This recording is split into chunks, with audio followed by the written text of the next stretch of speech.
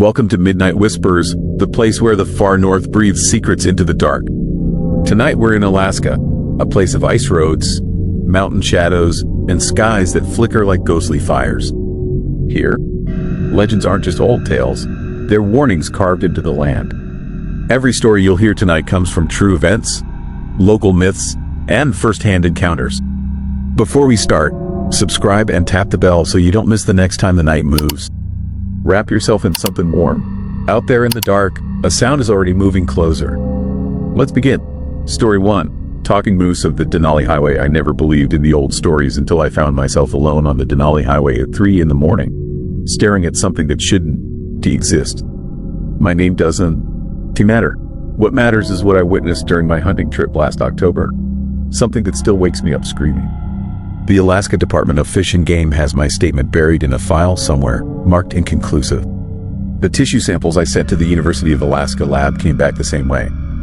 Inconclusive. That word haunts me more than what I actually saw. I'd been hunting moose for 15 years. Born and raised in Fairbanks, I knew these woods like my own backyard.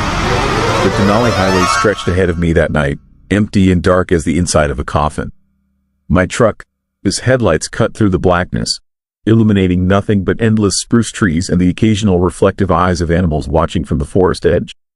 The radio had been crackling with static for the past hour. No cell service out here, of course.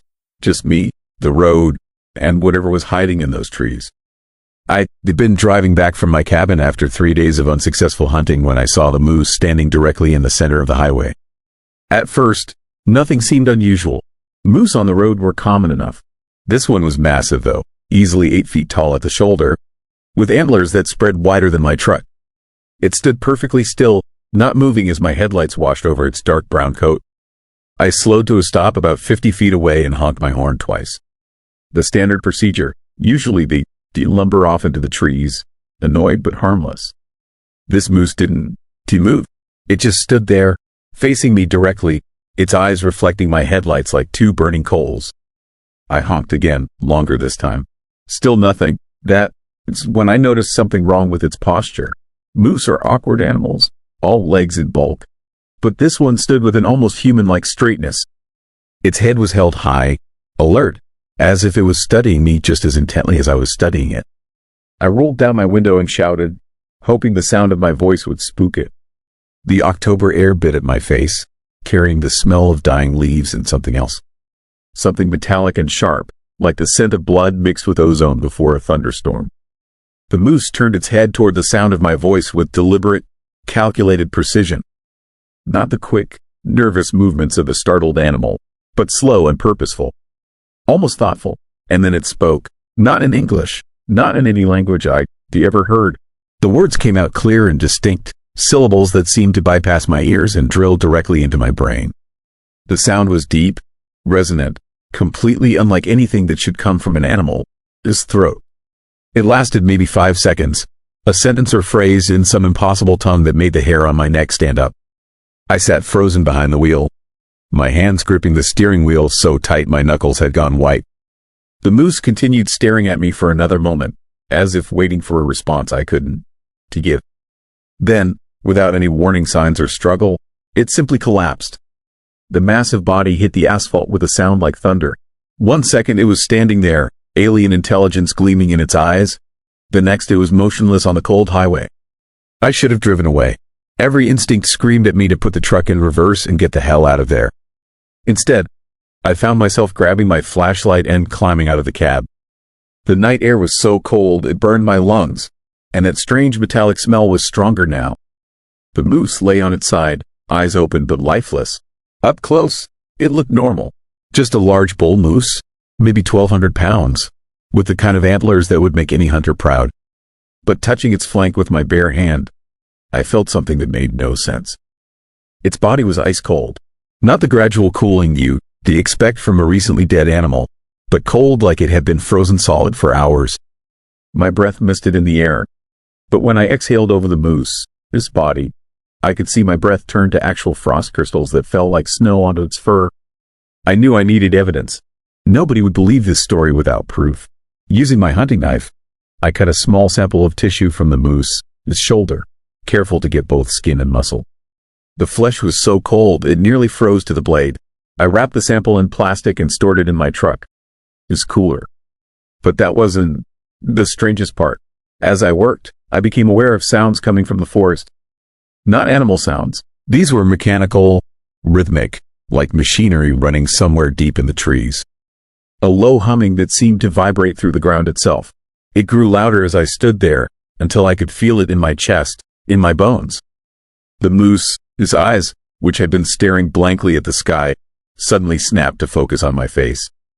Dead eyes that somehow tracked my movement as I stumbled backward toward my truck. The body didn't move, didn't breathe, but those eyes followed me with unmistakable awareness. I ran, threw myself behind the wheel and gunned the engine, tires squealing as I accelerated around the massive carcass. In my rearview mirror, I watched the body shrink into darkness, but I swear I could see those eyes still watching me until the highway curved and took it out of sight. The humming sound followed me for miles. I drove straight to Fairbanks without stopping, my hands shaking so badly I could barely grip the steering wheel. By dawn, I was at the Alaska Department of Fish and Game office, trying to explain to a tired-looking wildlife officer what I witnessed. He listened politely, took notes, filed a report. They sent a team to investigate that afternoon. Found nothing. No carcass, no blood, no sign that anything unusual had happened on that stretch of highway. The asphalt where I'd seen the moose collapse was clean, unmarked. But I still had the tissue sample. The University of Alaska lab took 3 weeks to run their tests.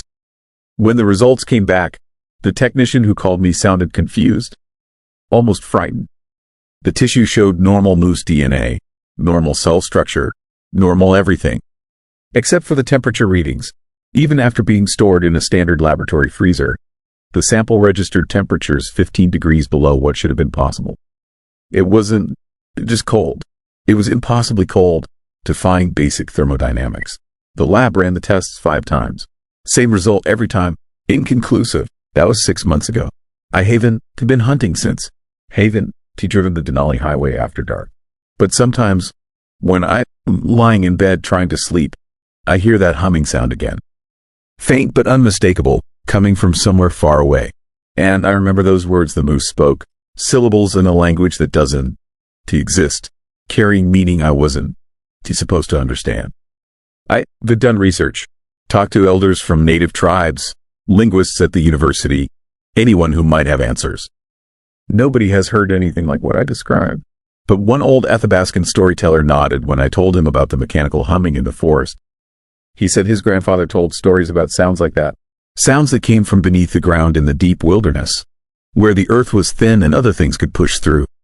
Places where the old rules didn't apply, where animals might speak in tongues that predated human language. He also told me something else, something I wish I could forget. He said that in the old stories, when animals spoke to humans in the forgotten languages, it wasn't communication. It was a warning, a message passed from something that had already crossed over, telling us that the barriers between worlds were breaking down, that the things underneath were getting ready to push through. I still have the lab results, still have the tissue sample, though it is nothing but black, crystallized matter now. So cold it burns to touch even through insulated gloves. Sometimes I take it out and stare at it, this impossible thing that proves my story is true. And sometimes, late at night when the wind is blowing through the spruce trees outside my window, I swear I can hear more voices. Not moose this time, other animals, speaking those same impossible words, delivering the same ancient warning. The barriers are breaking down. Something's coming through. And next time, do you think it is going to bother possessing a moose to deliver the message? Story 2. Mirror people. I watched my wife Sarah brush her teeth at the exact same time she was sleeping beside me in bed. This was the third impossible thing I witnessed during the 7 days that broke reality in Talkeetna, Alaska. And by the end of that week, I wasn't sure which version of the people I loved were real.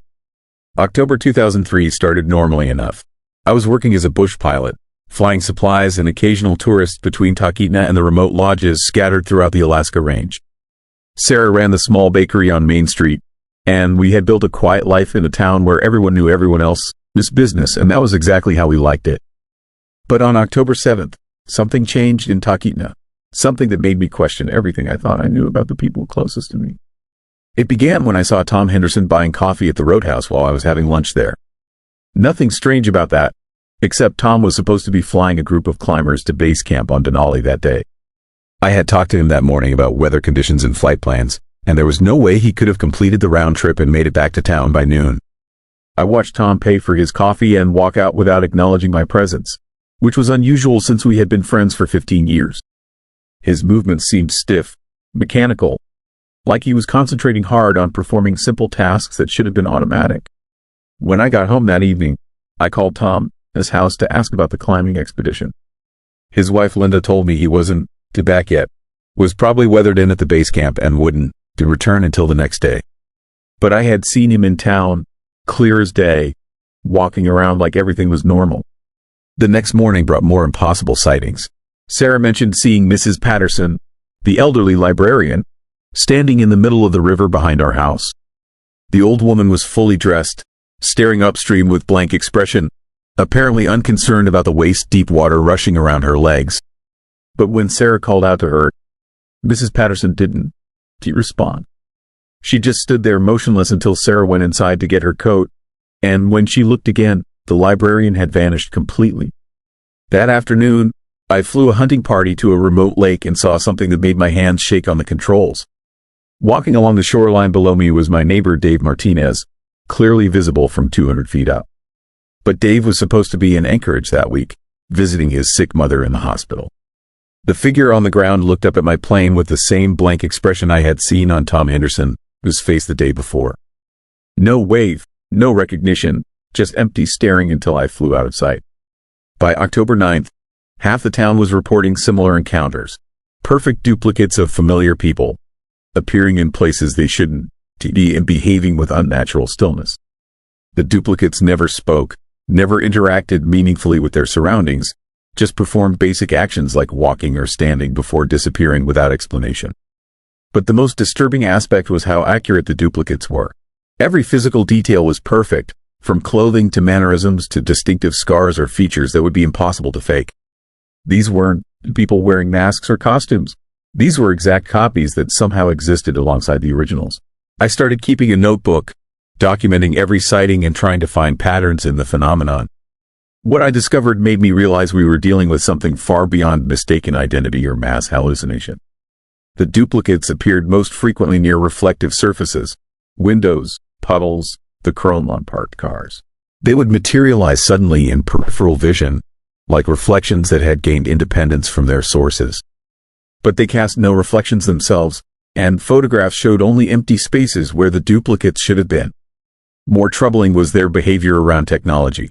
Electronic devices would malfunction in their presence, cameras would produce corrupted images, and radio equipment would pick up strange interference that sounded almost like whispered conversations in an unknown language. October 10th brought the first sighting of a deceased person. Betty Morrison saw her late husband Frank standing in their kitchen, wearing the clothes he had been buried in 6 months earlier.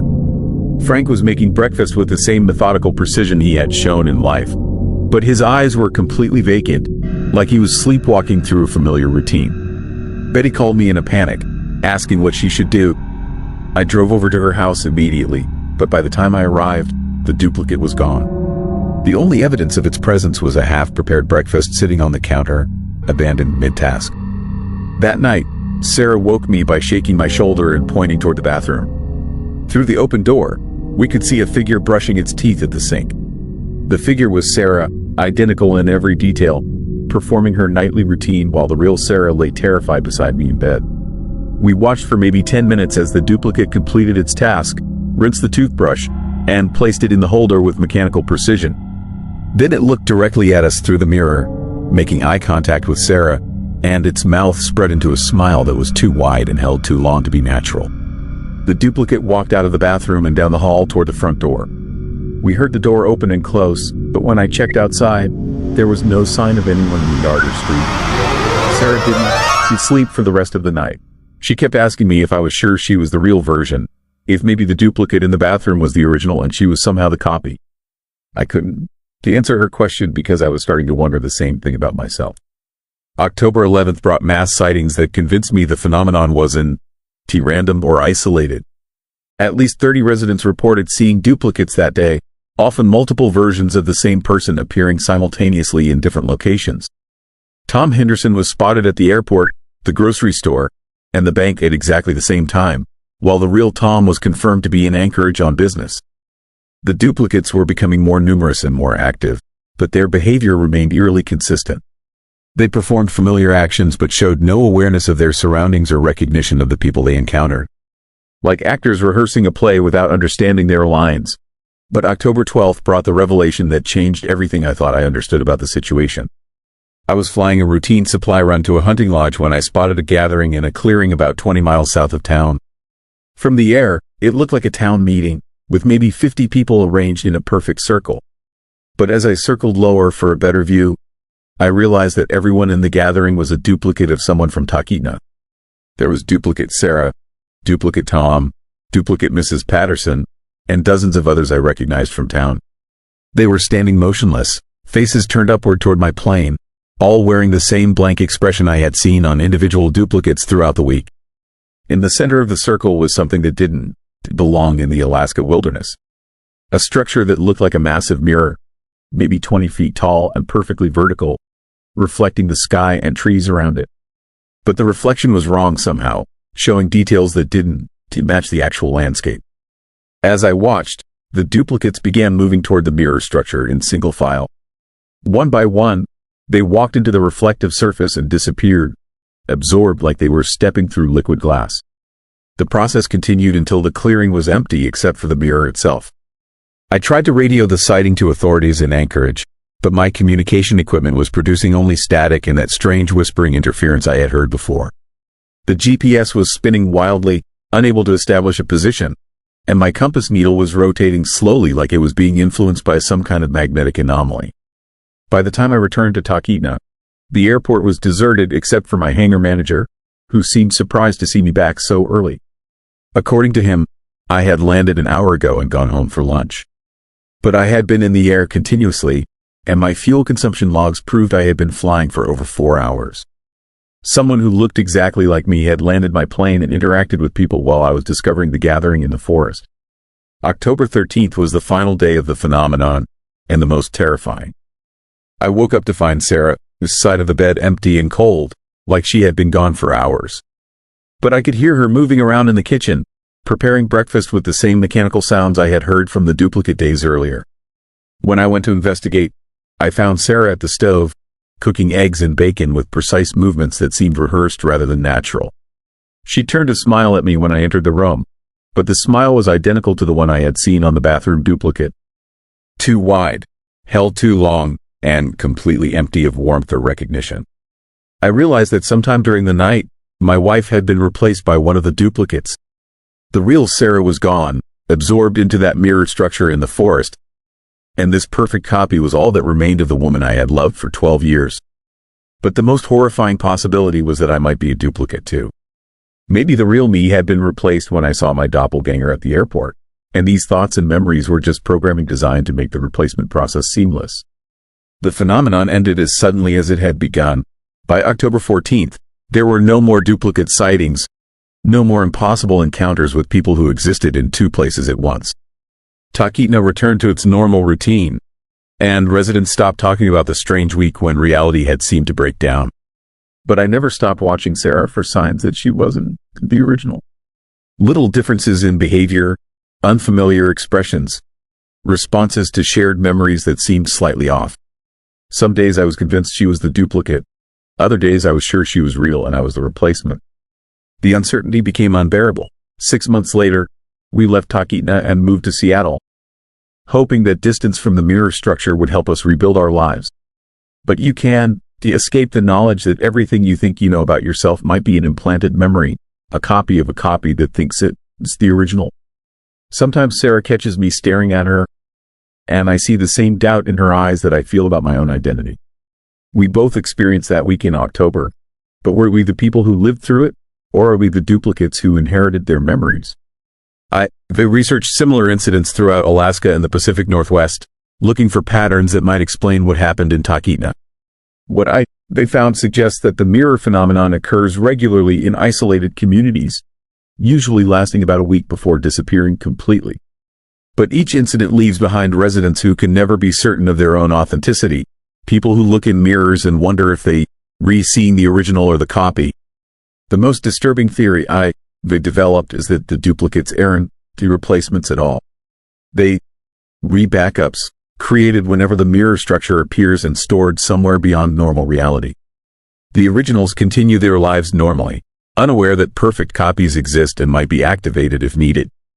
Which means that somewhere in a place that exists between reflections, there might be hundreds of duplicate versions of myself, all convinced they were the real Daniel Reeves, all waiting for their turn to step through the mirror and take over a life they think belongs to them. I still live in Seattle, still fly charter flights, still wake up next to Sarah every morning. But I avoid mirrors when possible, and I never look directly at reflective surfaces in peripheral vision. Because someday, one of those duplicates might look back, and I'm not sure I want to know which one of us has the stronger claim to this life I am living. Story 3. Phantom Bear of Brooks Camp 1 shouldn't be alive to tell you this. The thing that stalked me through the Alaskan wilderness wasn't supposed to exist, and the park rangers at Katmai National Park will never admit what really happens during certain nights of the salmon run. But I know what I saw. I know what followed me for 3 days through the forest, and I know why some visitors never make it back from Brooks Camp. It started last September when I took that photography job. Wildlife magazines pay good money for pristine shots of grizzlies catching salmon at Brooks Falls, and I needed the cash after my divorce cleaned me out. The assignment seemed straightforward. Spend a week at the camp, capture the bears in their natural habitat, get paid $5,000. Simple, except nobody told me about the reports. Nobody mentioned the thing that walks through trees without leaving footprints. My first 2 days went perfectly. I got incredible shots of massive browns standing in the rushing water, jaws snapping around writhing salmon. The viewing platforms were packed with tourists during daylight hours, everyone gasping and pointing as 800-pound predators performed their ancient ritual just yards away. But something felt wrong. The other photographers kept checking over their shoulders. The rangers whispered among themselves, constantly scanning the tree line. And the bears themselves seemed nervous, occasionally abandoning prime fishing spots to stare at empty patches of forest. On my third night, I decided to set up my camera near the falls before dawn to catch the golden hour light. The camp was dead silent as I crept along the wooden walkway, my breath forming clouds in the frigid air. That is when I saw it for the first time. Through my viewfinder, adjusting the focus on a particularly large male bear, something else moved into frame. Another bear, but wrong. Completely wrong. It was massive, maybe 12 feet tall on its hind legs, but I could see straight through it. Not like glass, more like looking at fog that had somehow taken the shape of a grizzly. The translucent flesh rippled and shifted, and where its eyes should have been, 2 points of absolute darkness floated in that ghostly skull. The thing walked directly through a cluster of spruce trees as if they weren't there, moving with purpose toward the regular bears at the river. The normal grizzlies scattered instantly. These were apex predators that feared nothing, yet they fled like rabbits, crashing through the underbrush in pure panic. The phantom bear stood at the river's edge, its form flickering and wavering, and then it turned those black void eyes directly at me. In that moment, I understood with crystal clarity that this thing knew I was watching. It knew, and it was coming. I ran, abandoned my expensive camera equipment and sprinted back toward the camp, my heart hammering so hard I thought it might explode. Behind me, I heard nothing. No footsteps, no breaking branches, no sound at all. That silence was worse than any roar could have been. I burst into the ranger station, gasping and trembling, trying to explain what I'd seen. The ranger on duty, a weathered guy named Tom, went pale when I described the translucent bear. He grabbed my shoulders, looked me dead in the eyes, and said 5 words that turned my blood to ice. "You need to leave now." But the float planes wouldn't arrive until morning. Tom locked me in the station, told me not to leave for any reason, and radioed the other rangers. Through the window, I watched them patrol the camp perimeter with rifles, their flashlight beams cutting through the darkness. They were terrified. These were people who lived alongside 1,000-pound carnivores. And they were terrified. Around midnight, the temperature dropped 20 degrees in less than a minute. Frost spread across the windows like reaching fingers. And then I saw it again, standing in the middle of the camp. That massive translucent form perfectly still. The rangers' flashlights passed right through it, illuminating nothing. One of them walked within 3 feet of the thing and never knew. But it wasn't watching them. Those void eyes were fixed on the station. On me. The door handle began to turn. Slowly, deliberately, the deadbolt held, but the metal groaned under impossible pressure. Claw marks appeared in the wood. 5 deep gouges materializing out of nowhere, as if an invisible knife was carving them. The smell hit me then, rolling under the door like a physical presence. Not the musty wildness of a normal bear, but something older. The stench of old bones and stagnant water, of things that should have decomposed centuries ago. Tom's voice crackled over the radio, urgent and confused. He was reporting movement at Brooks Falls, saying all the bears were leaving the area, abandoning the salmon run entirely. This had never happened before. The phantom bear at my door paused its assault, those dark eyes shifting toward the sound of the radio. Then it simply walked through the wall and disappeared into the night. I didn't sleep. I sat in that station, clutching a flare gun Tom had left me, watching shadows move in ways shadows shouldn't move. Every few minutes, frost would appear on different windows, and I knew it was circling, testing, looking for weakness. The other rangers stopped patrolling after Tom saw one of them nearly walk off a cliff, following something only he could see. They huddled in the main lodge, radios crackling with nervous chatter. Dawn came like a mercy. The float plane arrived 2 hours later, and I had never run toward anything so fast in my life. As we lifted off, I looked back at Brooks Camp. The phantom bear stood at the end of the dock, watching the plane climb. Even from 500 feet up, I could see those void eyes tracking me. And then I saw something that made me understand why it had let me leave. There were more of them. Dozens of translucent bears emerging from the forest, all converging on the camp. The pilot saw my expression and banked hard, pushing the throttle forward. Neither of us spoke during the flight to Anchorage. What was there to say? I found out later that Brooks Camp closed unexpectedly for 3 days due to unusual wildlife behavior. When it reopened, 7 visitors who had been camping in the backcountry were never found. The official report blamed a rogue bear, but no bodies were ever recovered. No bones, no scraps of clothing, nothing. They just vanished, like they walked through the trees and never come back out. I've spent months researching, diving into indigenous legends and park history. The Alutiiq people have stories about spirit bears that guard certain places, creatures that exist between worlds and take those who don't belong. Brooks Falls sits on an ancient fishing site, used for thousands of years before the park was established. Maybe some things aren't meant to be tourist attractions. Maybe some places remember what they used to be. The dreams started a month ago. I am back at the falls, but the water runs backward, salmon swimming upstream into darkness. The phantom bear stands beside me, close enough that I can see through its translucent flesh to the beating of its massive heart. It doesn't attack. It just watches, waiting. And each time I wake up, there are wet footprints on my bedroom floor. Huge, clawed prints that disappear by morning, leaving only the faintest smell of river water and decay. Last week, I got a call from Tom, the ranger who helped me that night. His voice shook as he told me that the sightings were increasing. The phantom bears were appearing in daylight now, walking through crowds of tourists who never noticed them. But some visitors were starting to follow them into the forest, their eyes glazed and vacant. Most came back hours later with no memory of leaving. Most, but not all. Tom said they found something else. In a restricted area of the park, miles from any trail, they discovered a cave behind Brooks Falls that had been sealed since the 1960s. The concrete barrier had been torn apart from the inside. The cave went deep, deeper than it should, winding down into darkness. And at the entrance, perfectly preserved in the permafrost, were human footprints walking in. Hundreds of them, from different time periods, different shoe styles spanning decades. All walking in, none walking out. The Park Service wants to seal it again, pretend it never happened. But Tom knows what I know. You can seal away something that exists between worlds. You contain something that walks through solid matter like morning mist. The phantom bears aren't the invaders or monsters.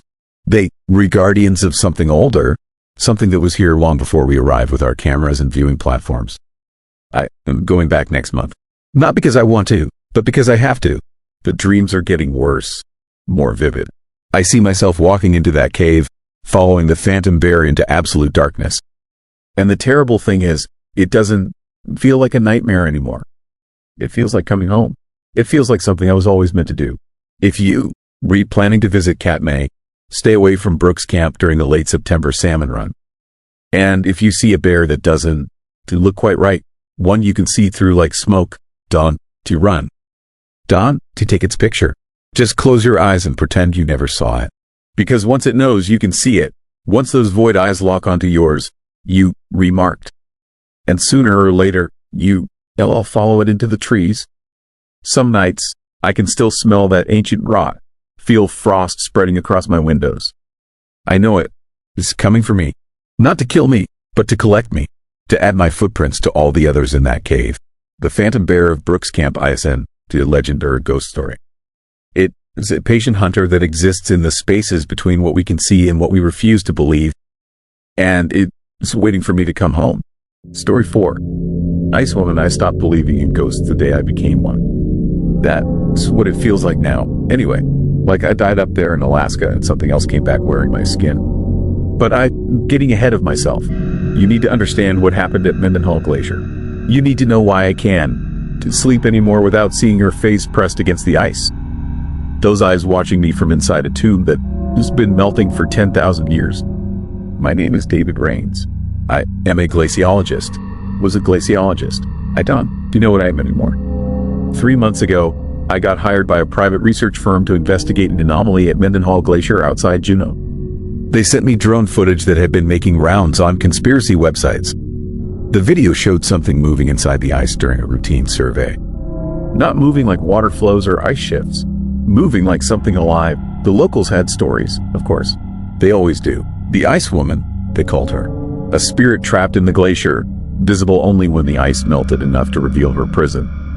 Tour guides mentioned her to thrill the tourists. Native elders spoke about her in whispers, warned people away from certain parts of the glacier. But legends are just stories people tell to explain things they don't. Do you understand? That's what I thought. Anyway, I flew into Juneau on a Tuesday morning in late June. The summer thaw was in full effect. Mendenhall had been retreating at an alarming rate, almost 200 feet per year. Climate change was exposing things that had been locked away for millennia. Ancient forests, prehistoric animals, secrets the ice had kept hidden. The research station sat at the edge of the glacier, a cluster of prefab buildings that looked like they'd been dropped there by a careless giant. I met my team, 2 graduate students named Marcus and Jen, both young and eager and completely unprepared for what was coming. And there was Sarah, the drone operator who captured the original footage. She looked like she hadn't slept in weeks. She showed me the video that first night. We sat in the main building with the lights off, watching her laptop screen glow in the darkness. The drone camera swept across the glacier face, following a massive crevasse that had opened during the thaw. The ice was that impossible blue, the color of something that shouldn't exist in nature. And then, deep inside the crevasse, maybe 60 feet down, the camera caught it. A shape. Humanoid. Definitely humanoid. Arms, legs, a head. But here is what made my blood go cold. It moved, just slightly, just enough to be unmistakable. The arm shifted position. The head turned, as if looking up toward the drone. That is impossible, I said. My voice sounded hollow in the dark room. I know, Sarah replied. I've watched this 1,000 times. I thought it was a trick of the light, or ice refraction, or my imagination. But it's none of those things. Could be a body, Marcus offered. A climber who fell in decades ago. Body's done to move, Jen said quietly. She was right. Body's done to move. But the shape in the ice had moved. I watched the footage 12 more times that night, each viewing confirming what I didn't want to believe. Something was in that glacier. Something that defied every law of biology and physics I spent my career studying. We started the descent the next morning. The plan was simple. Rappel down into the crevasse, take ice core samples, set up cameras, and document whatever was down there. Standard research protocol. Nothing I hadn't done 100 times before. The glacier was singing. That's the only way to describe it. As we approached the crevasse, the ice made sounds. Creaking, groaning, whispers that seemed to come from everywhere and nowhere. Glaciers do that. They re-alive in their own way, constantly moving, shifting, breaking. But these sounds felt different. They felt intentional. I went down first. The rope fed through my harness as I descended into the blue darkness. The walls of the crevasse pressed close on either side, smooth and ancient. I could see layers in the ice, centuries compressed into inches, volcanic ash from eruptions long forgotten, pollen from flowers that went extinct before humans learned to write. 60 feet down, I found her. She wasn't defrozen in the ice. She was the ice. That's the only way I can explain it. Her body had the same translucent blue quality as the glacier itself, like she'd been carved from the frozen water rather than trapped in it. She stood upright in a hollow chamber, her arms at her sides, her head tilted slightly upward. Her eyes were open. They were the palest blue I've ever seen, the color of the sky at the edge of space. And they were looking directly at me. I should have climbed back up right then. Every instinct screamed at me to get away from her, but I was a scientist. I needed to understand. I pulled out my camera and started taking photographs. The flash illuminated the chamber in stuttering bursts of light. That's when I realized the chamber shouldn't exist. The ice should have crushed it, filled it in. The pressure at this depth was enormous. But here was an empty space, perfectly preserved, with this impossible woman standing in the center like a statue in a forgotten temple. I reached out to touch the ice wall separating us. It was warm, not hot, but noticeably warmer than it should have been. Glacial ice stays at a constant temperature just below freezing. This felt like skin. Her eyes moved. I swear on everything I have left that her eyes moved. They tracked from my face down to my hand pressed against the ice, then slowly back up. And I heard something, a sound that came from inside my head rather than through my ears. A voice that felt like wind across frozen tundra. Help me. I yanked my hand back and nearly fell off the rope. My radio crackled. Sarah's voice, distorted by the ice. David, you okay down there? Your vitals just spiked. I was wearing a heart monitor. Standard safety protocol. My heart was hammering so hard I could feel it in my throat. I am fine, I lied. I found it. I found her. The others came down, one by one. They descended into that blue darkness and saw what I'd seen. Marcus immediately started taking measurements, his scientific mind trying to quantify the impossible. Jen set up the cameras, her hands shaking so badly she nearly dropped one. Sarah just stared, her face pale and the LED lights we strung along the walls. She was beautiful, Sarah whispered. She was. That was the terrible thing. Despite everything wrong and unnatural about her, the ice woman was beautiful. Her features were delicate, almost elfin.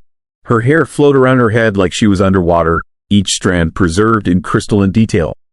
She wore no clothes, but her body had a strange modesty to it, like classical sculpture. Pure, untouchable. We spent 6 hours in that chamber. We took samples, measurements, photographs, video. We documented everything. The temperature readings made no sense. The ice around her was nearly 40 degrees Fahrenheit. It should have been melting. It should have been water, but it remained solid, unchanging, impossible. Marcus found something carved into the ice wall behind her. Symbols, not English, not any language any of us recognized. They looked ancient, worn by time but still visible. Sarah photographed them while Jen sketched them into her notebook. These aren't Native American, Jen said. She studied anthropology before switching to geology. They grew older, way older. We finally surfaced as the sun was setting. The glacier glowed orange in the dying light. None of us spoke during the climb. What was there to say? We found something that couldn't exist, and now we had to figure out what to do about it. That night, I couldn't sleep. I lay in my bunk and listened to the glacier singing its strange songs. Around 3 a.m, I gave up and went to the main building to review the footage. Sarah was already there, still awake, still watching. You heard her too, she said. It wasn't a question. I nodded. What did she say to you? Sarah's eyes glistened with tears. She said, help me. She said she's been waiting so long. She said the ice is melting and she needs to wake up before it's too late. Too late for what? I done. But David, I've been researching the local legends. The stories about the ice woman. They were not about a ghost. They were about something else. Something that came from somewhere cold and dark. Something that got trapped here when the world warmed after the last ice age. The natives say she is a guardian. Or a prisoner. The stories conflict. But they all agree on one thing. What? It's that she is not supposed to wake up. I should have listened. God, I should have listened. But I was too deep into it by then. Too fascinated by the mystery. We went back down the next day, and the day after that. Each time, the chamber seemed larger. The ice had melted back several inches. We could see more details now. There were other symbols carved around her feet, something that looked like a warning. Marcus translated them. He'd been working with a linguist remotely, sending photographs over satellite internet. The symbols were Proto-Indo-European, incredibly old, mixed with something else, something that predated human language. The translation was incomplete, but what we could make out chilled me to my core. Sealed by ice and ancient cold, bound by words of power old, should the prison melt away, prepare for endless winter, stay. She who sleeps must sleep eternal, or all warmth will become infernal. It was a warning, a prophecy, a curse, all three. On the fifth day, her hand moved. We were setting up new equipment when it happened. Her right hand, which had been at her side, slowly lifted. Fingers uncurled, palm turned outward. The movement was glacial, pun intended, but it was unmistakable. She was waking up. Marcus panicked. He grabbed his gear and started climbing. I didn't blame him. I wanted to follow, but Jen was frozen in place, staring at the ice woman with a mixture of terror and awe. Sarah was adjusting her camera, capturing every moment. I heard that voice again. Louder now. Clearer, please. The ice is breaking. I need to be free. I've been alone for so long. Please help me. There was such sadness in those words. Such loneliness. Despite everything, despite the warnings and the impossible nature of what I was seeing, I felt sorry for her. She had been trapped for thousands of years while the world changed around her. Empires rose and fell. Humanity went from caves to cities to space stations. And she had been here, alone in the dark, waiting. I approached the ice wall, pressed my hand against it again. It was warmer than before. I could feel a pulse beneath the surface. A heartbeat. How do I help you? I asked out loud. Break the ice. It was that simple, that terrible. Break the ice and free her. But the warnings echoed in my mind. Prepare for endless winter. Stay. What did that mean? Was she dangerous? Was she a threat? Or was she just a victim? Something caught and trapped by forces beyond her control? I made my decision. I pulled out my ice axe. David, no, Sarah screamed, but I was already swinging. The axe hit the ice wall and shattered it like glass. Not chipped it, not cracked it. Shattered it. Thousands of fragments exploding outward, each piece evaporating into mist before hitting the ground. The chamber filled with fog. I couldn't see anything. Couldn't hear anything over the sound of ice breaking, cascading, falling away. When the fog cleared, she was gone. The hollow where she stood was empty. The ice around it had turned white and opaque, normal glacier ice, as if the blue had been something she created rather than something natural. We searched for hours. No trace of her, no footprints, no marks, nothing. She simply vanished. We returned to the surface. The glacier was groaning louder than ever. Sounds like a great beast in pain. The temperature had dropped 20 degrees in the time we'd been underground. In June, in Alaska, it was suddenly winter. That was 7 days ago. The temperature hasn't risen since. Snow started falling that first night and hasn't stopped. Juneau is buried. All of Alaska is buried. The cold is spreading. Weather reports show unprecedented winter storms moving south. Canada is freezing. The northern United States is next. And I've been seeing her. The ice woman. She appears in the snow, in the frost on windows, in the frozen breath that hangs in the air. Always watching, always waiting. I finally understand. She wasn't imprisoned. She was sealed away for a reason. She is winter. The old winter, from before humanity learned to survive the cold. The kind of winter that killed mammoths and drove civilizations to extinction. We trapped her in the ice to save ourselves. And I set her free. The others are gone now. Marcus tried to hike to Juneau 3 days ago. They found him frozen solid a mile from camp. Jen stopped talking yesterday. She just sits and stares at the snow. Sarah left this morning, said she needed to find the ice woman, needed to apologize. I watched her walk into the white and disappear. I'm alone now. Just me and my guilt and the cold that never ends. The generator will die soon. The food is running out. But it doesn't matter. I can feel her calling me. I can hear her voice in every gust of wind. Thank you for freeing me. Now come into the ice. Come into the cold. You gave me life. Let me return the favor. Let me show you what true winter feels like. Let me show you eternity. The snow is beautiful. I understand that now. Each flake is perfect, a work of art that exists for only a moment before melting. Except they were not melting anymore. They reaccumulating, burying everything. Soon the world will be as it was before. Clean, pure, cold. I am going outside now. I can see her standing in the storm, her arms outstretched, welcoming. The ice woman of Mendenhall Glacier. I freed her from her prison, and now she is offering to free me from mine. The ice is calling, and I think I'm ready to answer. Story 5. Silence that watches. I stopped hearing the wind at exactly 3:42 in the morning, and that is when I knew something had followed me home from Nome. Let me back up. 3 weeks ago, I drove to Nome, Alaska for work. I am a field technician for a telecommunications company, sent to investigate why an entire cell tower grid went dark for 47 minutes back in 2016. The company never filed a proper report. They just wanted it buried. But 8 years later, the same towers started sending corrupted data packets. Someone higher up got nervous. They sent me to pull the physical logs and figure out what happened. I flew into Anchorage, then took the small prop plane to Nome. The flight attendant, an older woman with deep lines around her eyes, asked why I was heading up there. When I told her it was for the cell towers, she went quiet. Then she leaned close and whispered that I should not ask the locals about 2016. She said some things are better left in the ground. I laughed it off. I have heard that kind of small-town superstition before.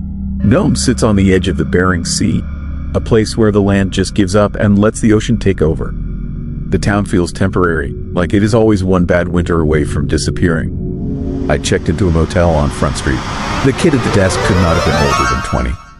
He had this nervous energy, kept glancing at the window behind me like he expected something to be standing there.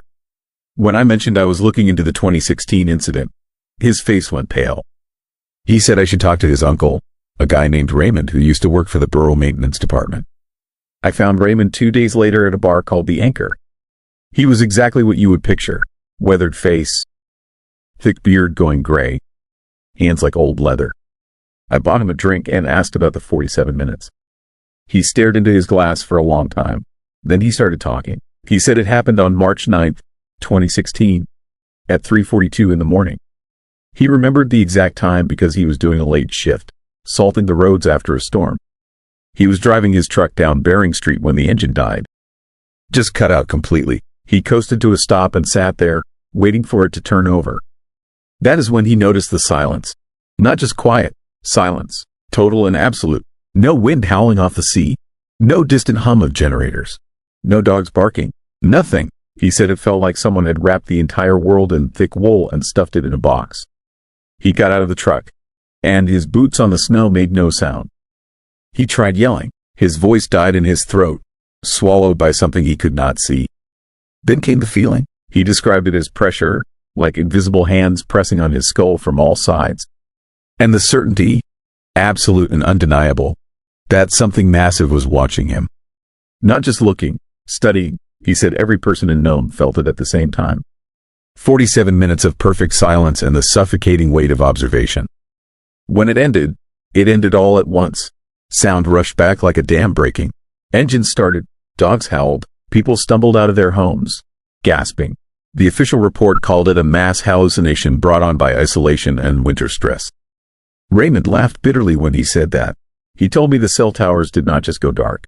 They recorded something. Audio files, massive ones, nearly 17 gigabytes. But when the company techs tried to play them, the files were corrupted. Except Raymond knew a guy who managed to extract 3 seconds. He never told me what was in those 3 seconds. He just said that the guy who listened quit his job the next day and moved to California. Never came back. I thanked Raymond and left.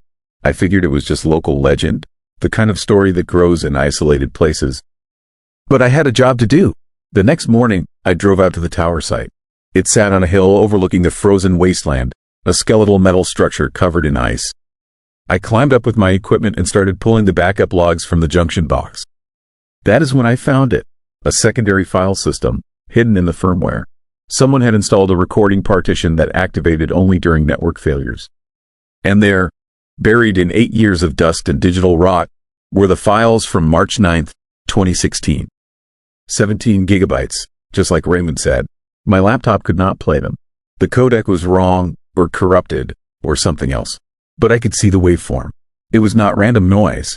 It had structure, patterns, almost like language, but stretched and distorted, as if something was speaking through a medium it did not understand.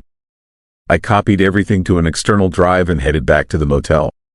I planned to ship it to our main office for analysis. But that night, alone in my room, I made a mistake. I tried to convert one of the files into a playable format. Just a few seconds. I wanted to know what Raymond, his friend, had heard. The conversion took 3 hours. When it finished, I sat in the dark with my headphones on and pressed play. For 2 seconds, there was nothing. Just a faint hiss, like wind over a microphone.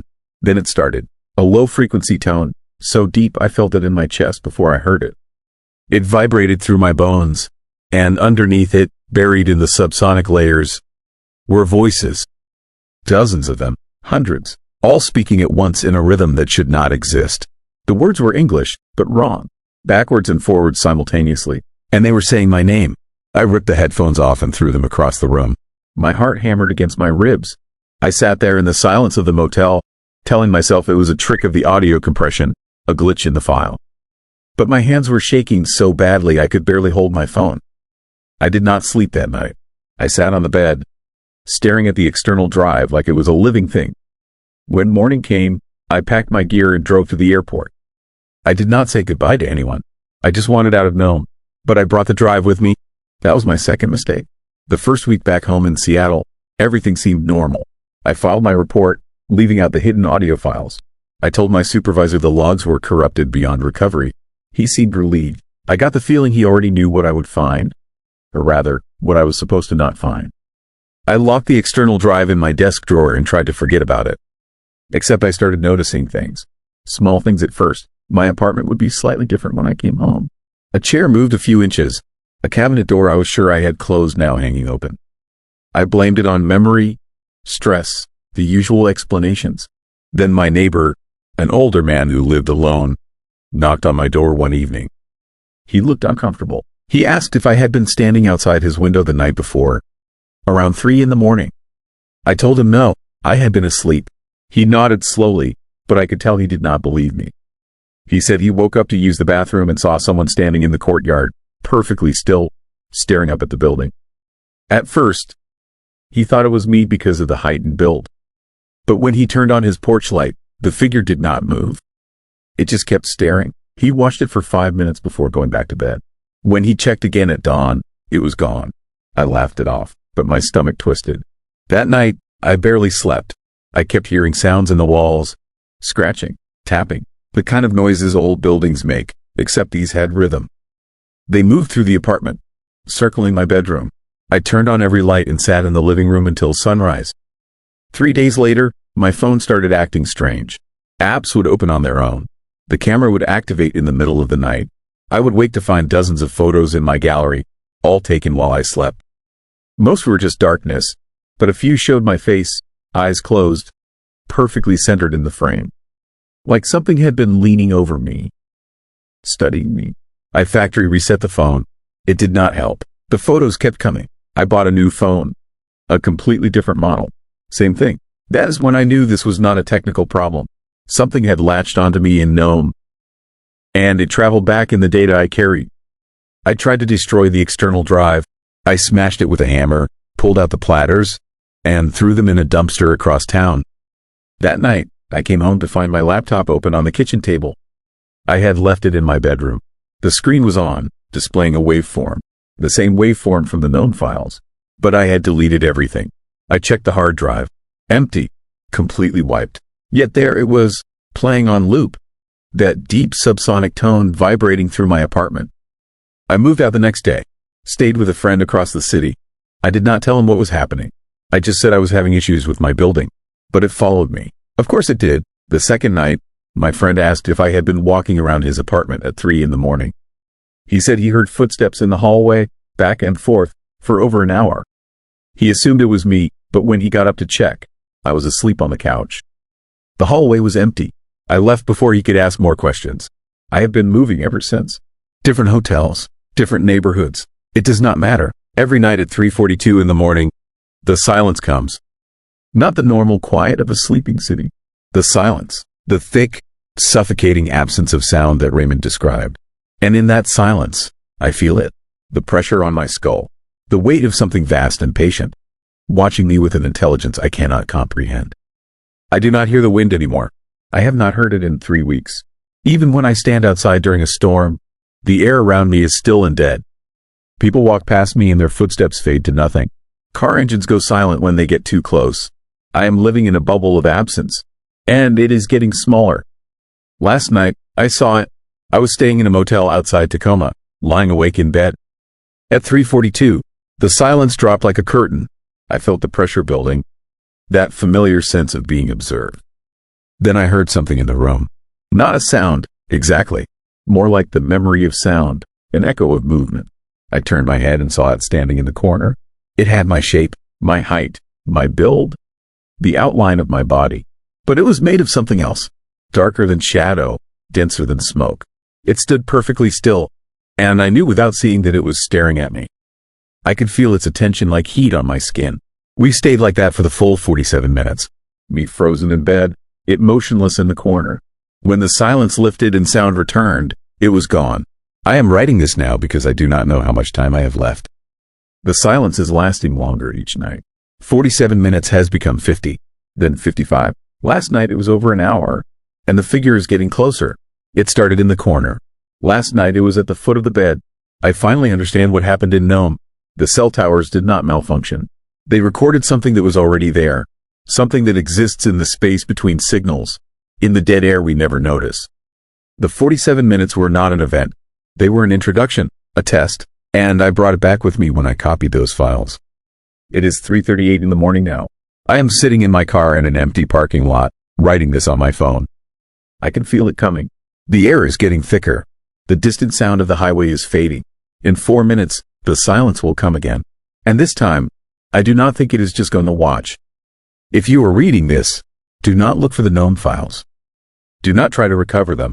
Some things are meant to stay buried in corrupted data and forgotten servers. Because once you hear them, once you let them in, they do not leave. They just wait in the silence, getting closer every night, until there is no distance left at all. The wind just stopped. I cannot hear my own breathing. It is 3:42, and something is standing outside my car window, perfectly still. It has my face, still with me in the dark. Good. If you haven't already, subscribe and hit that bell. It keeps you close to the fire while we wander deeper into Alaska's shadows. Drop a comment and tell me where you're listening from. Sometimes the whispers travel farther than you think. Story 6. Seward Highway Hitchhiker. I need to tell you something about the Seward Highway that nobody talks about anymore. Something that happened to me 3 weeks ago that I still cannot explain. And honestly, I'm not sure I want to. The thing is, I have been driving trucks for 22 years. I have hauled freight through every back road and interstate in this country. I have seen things that would make your skin crawl. Animals torn apart on the shoulder. Cars wrapped around telephone poles with the doors still locked from the inside. But nothing, and I mean nothing, prepared me for what climbed into my cab at night on the stretch between Anchorage and Seward. It was just past 11 when I saw him standing there in the beam of my headlights. He appeared so suddenly that I had to slam the brakes, my rig groaning and shuddering as 18 wheels fought against momentum on the wet asphalt. My heart was pounding so hard I could feel it in my throat. Nobody should have been out there. That section of the Seward Highway is desolate even during the day. At night, it belongs to the wolves in the darkness. But there he stood, thumb out, wearing clothes that looked wrong somehow. A brown corduroy jacket, bell-bottom jeans, long hair that hung past his shoulders in a way that felt decades out of place. The rain plastered it against his face, but he did not seem to notice or care. He just stared at my truck with hollow eyes that caught the light like an animal. Every instinct I had screamed at me to keep driving. There are rules you learn as a trucker, unwritten laws that keep you alive. One of them is simple: never pick up hitchhikers in the middle of nowhere. Especially not on the Seward Highway. Especially not at night. But something about him made me hesitate. Maybe it was the way he stood so perfectly still in the pouring rain. Maybe it was the emptiness of that long stretch of road. Or maybe it was something deeper. Something I cannot put into words even now. I unlocked the passenger door. He climbed in without a word. Water dripped from his clothes onto the floor mat, but he did not acknowledge it. Did not thank me, did not even look at me. He just sat there, staring straight ahead through the windshield as I shifted gears and pulled back onto the highway. The cab smelled like wet earth and something else. Something old and forgotten, like the inside of a closet that had not been opened in decades. I tried to make conversation. Asked him where he was headed, where he came from, simple questions that any normal person would answer. But he stayed silent. his hands folded in his lap, his breathing so shallow I sometimes wondered if he was breathing at all. The only sound was the rumble of the engine and the steady rhythm of the windshield wipers pushing rain aside. That is when I noticed his shoes. Old canvas sneakers, the kind they stopped making in the 70s. The laces were rotted through. The soles were so worn I could see his pale skin through the holes. And his jeans were not just vintage. They were deteriorated, fraying at the edges in a way that fabric only does after years of decay. My hands tightened on the steering wheel. The truck felt smaller somehow, the cab closing in around us. I wanted to ask him to leave, wanted to pull over and tell him this was a mistake, but we were miles from anywhere, surrounded by dense forest on both sides, and something about the way he sat there made me afraid to break the silence. Then he spoke. His voice was barely a whisper, dry and cracked like he had not used it in a very long time. He said just one word. Seward. I nodded, keeping my eyes on the road. That is where I was headed anyway. Another hour and we would be there. I could drop him off and forget this ever happened. That is what I told myself. That is what I needed to believe. But as we drove, something began to change. The temperature in the cab dropped until I could see my breath fogging in the air. The radio, which had been playing classic rock, started crackling with static. And beneath the static, I swear I heard voices, faint and distant, like people calling out from somewhere far away. I glanced at him. He had not moved. His eyes were still fixed on the road ahead, but now I could see that his lips were moving, forming words I could not hear. His fingers twitched in his lap, tapping out some rhythm that made no sense. That is when I remembered the story. Every trucker who runs the Seward Highway knows it, even if they pretend they do not. It is one of those legends that gets passed around at rest stops and truck stop diners. Back in 1978, a college student disappeared on this exact stretch of road. A kid named Michael Hartley, 20 years old, studying environmental science at the University of Alaska. He was hitchhiking to Seward for a research project. Several drivers reported seeing him that night, standing on the shoulder with his thumb out. A few even claimed they picked him up, but he never arrived in Seward. He never arrived anywhere. They searched for weeks, found nothing, no body, no evidence. It was like he had simply vanished into the rain and darkness. The case went cold. Eventually, people stopped talking about it, but the sightings did not stop. Over the years, dozens of truckers reported picking up a hitchhiker in 70s clothing who disappeared from their cabs while they were driving. Always on the same stretch of highway. Always near mile marker 73. I checked the odometer. We were approaching mile marker 71. My pulse was racing now. I told myself it was just a coincidence. Just some vagrant who happened to dress like he was stuck in the past. But deep down, I knew better. Deep down, I knew exactly what was sitting next to me. The forest outside grew denser, the trees pressing in close to the road like they were trying to swallow us.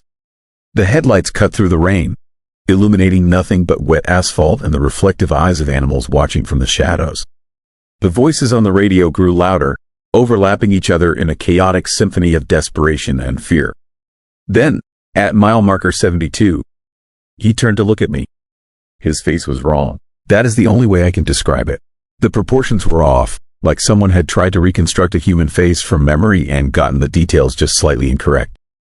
His eyes were too large, too dark, reflecting no light at all. His skin had a grayish tint that made him look more like a corpse than a living person. And when his lips pulled back into something that might have been a smile, I saw that his teeth were brown and cracked, like they had been rotting in his skull for decades. He reached out slowly, his hand moving toward me with a deliberate, mechanical precision. I could not move, could not breathe. Every muscle in my body locked up as those cold, dead fingers stretched closer and closer to my face. Then the truck hit something. The impact jolted me back to reality. I swerved hard, fighting to keep the rig on the road as whatever I hit went tumbling beneath the wheels. My heart was hammering in my chest. My hands were shaking so badly I could barely hold the steering wheel. And when I finally regained control and looked over at the passenger seat, it was empty. Completely empty. The door was still locked from the inside. The window was still rolled up, but he was gone, like he had never been there at all. The only evidence that he had existed was a puddle of water on the floor mat and that lingering smell of decay. I did not stop driving until I reached Seward. I did not even slow down. I just kept my foot on the accelerator and my eyes on the road, trying to convince myself that exhaustion had made me hallucinate the whole thing. But when I finally pulled into the truck stop and climbed out of the cab, I saw something that made my blood run cold. There were muddy footprints on the passenger side door, on the outside, leading up to the handle and then just stopping, like whoever left them had simply stepped into the air and disappeared. I asked around at the truck stop, talked to other drivers who ran the Seward Highway regularly. Most of them laughed it off, told me I had been on the road too long. But one old-timer, a guy named Earl who had been driving these routes since the 60s, pulled me aside. He told me he had picked up the same hitchhiker 6 times over the years. Each time, the kid appeared near mile marker 73. Each time, he vanished before they reached Seward. And each time, Earl felt like something had followed him home. He told me to check my mirrors carefully over the next few weeks, to pay attention to shadows that moved when they should not, to listen for footsteps in empty rooms, because whatever that thing was, it did not stay on the highway. It latched onto you, followed you, waited for the moment when you were alone and vulnerable. I did not believe him at first. I wanted to think he was just another superstitious old driver trying to spook the new guy. But then I started noticing things. The first night after I got home, I heard tapping on my bedroom window. Slow and rhythmic, like someone was trying to get my attention. When I looked, there was nothing there, just my own reflection staring back at me with wide, terrified eyes. The second night, I woke up to the smell of wet earth and decay. It filled my entire house, so thick I could taste it in the back of my throat. I searched every room, checked every closet, but found nothing. The third night, I saw him standing at the foot of my bed. He looked exactly as he had in the truck. Same corduroy jacket, same rotted shoes, same hollow eyes that reflected no light.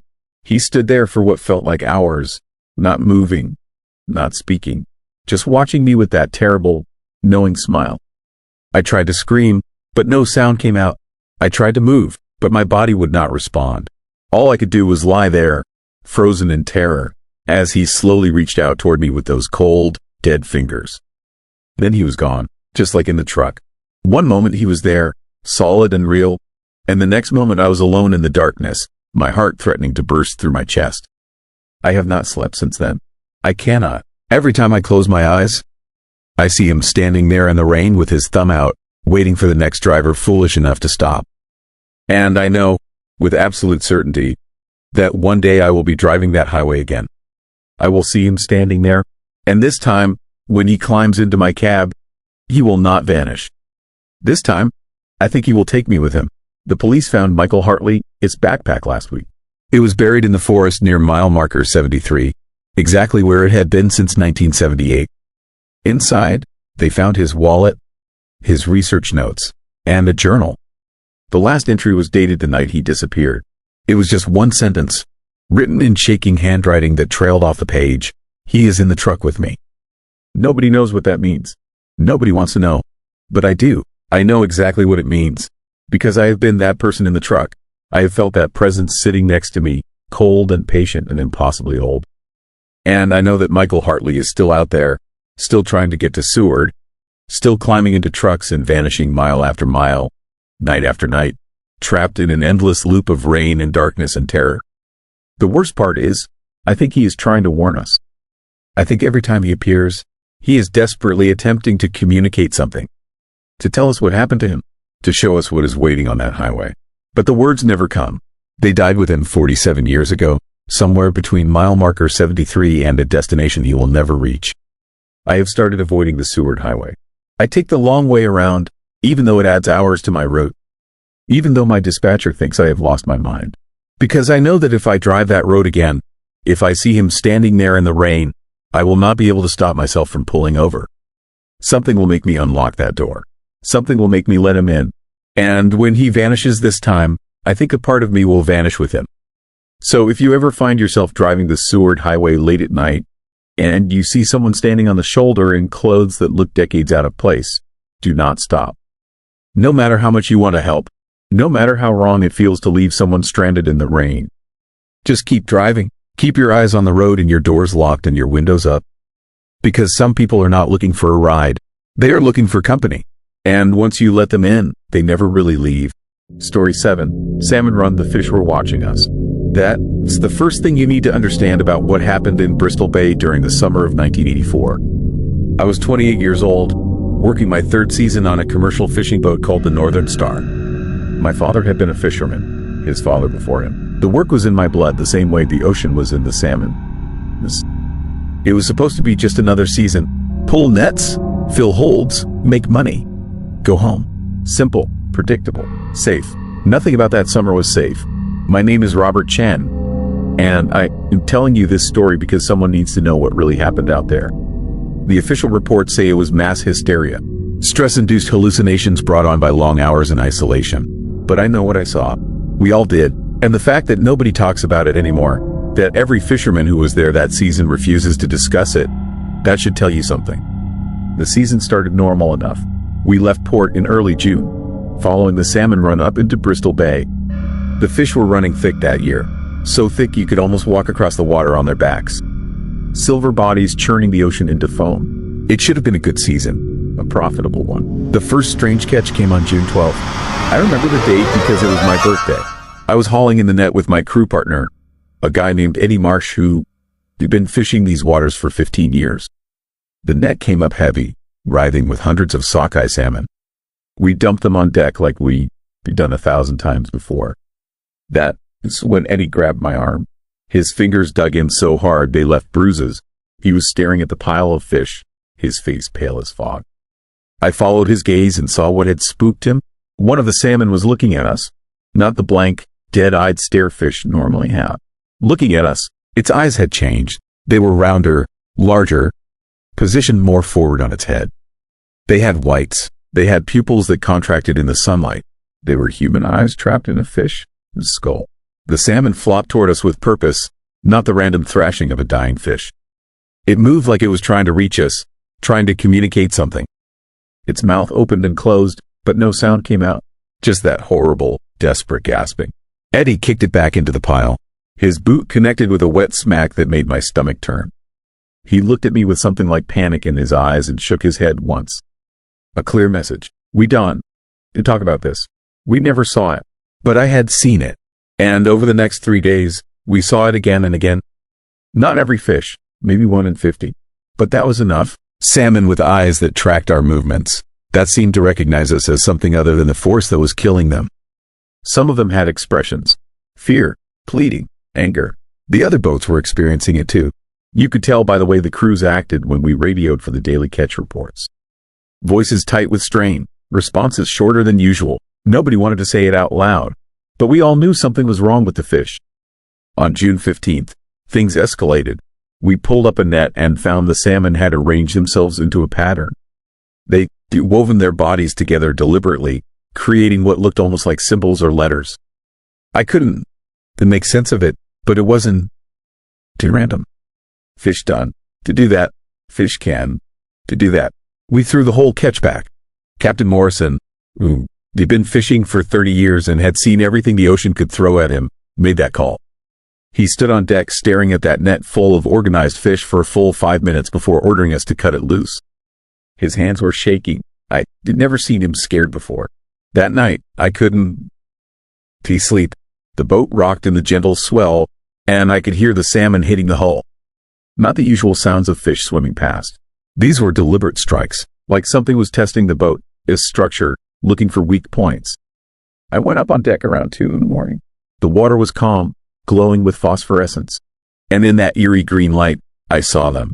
Thousands of salmon swimming in perfect synchronization around the boat, moving in circles. Their eyes, those wrong, human eyes, all turned toward us. Watching, waiting. Eddie was already on deck. He'd seen it too. We stood there together, not speaking, watching this impossible thing unfold. The salmon circled for 20 minutes before breaking formation and disappearing into the dark water. Neither of us said a word about it to anyone else. What could we say that wouldn't make us sound insane? The phenomenon spread through the entire bay. Every fishing boat reported similar experiences.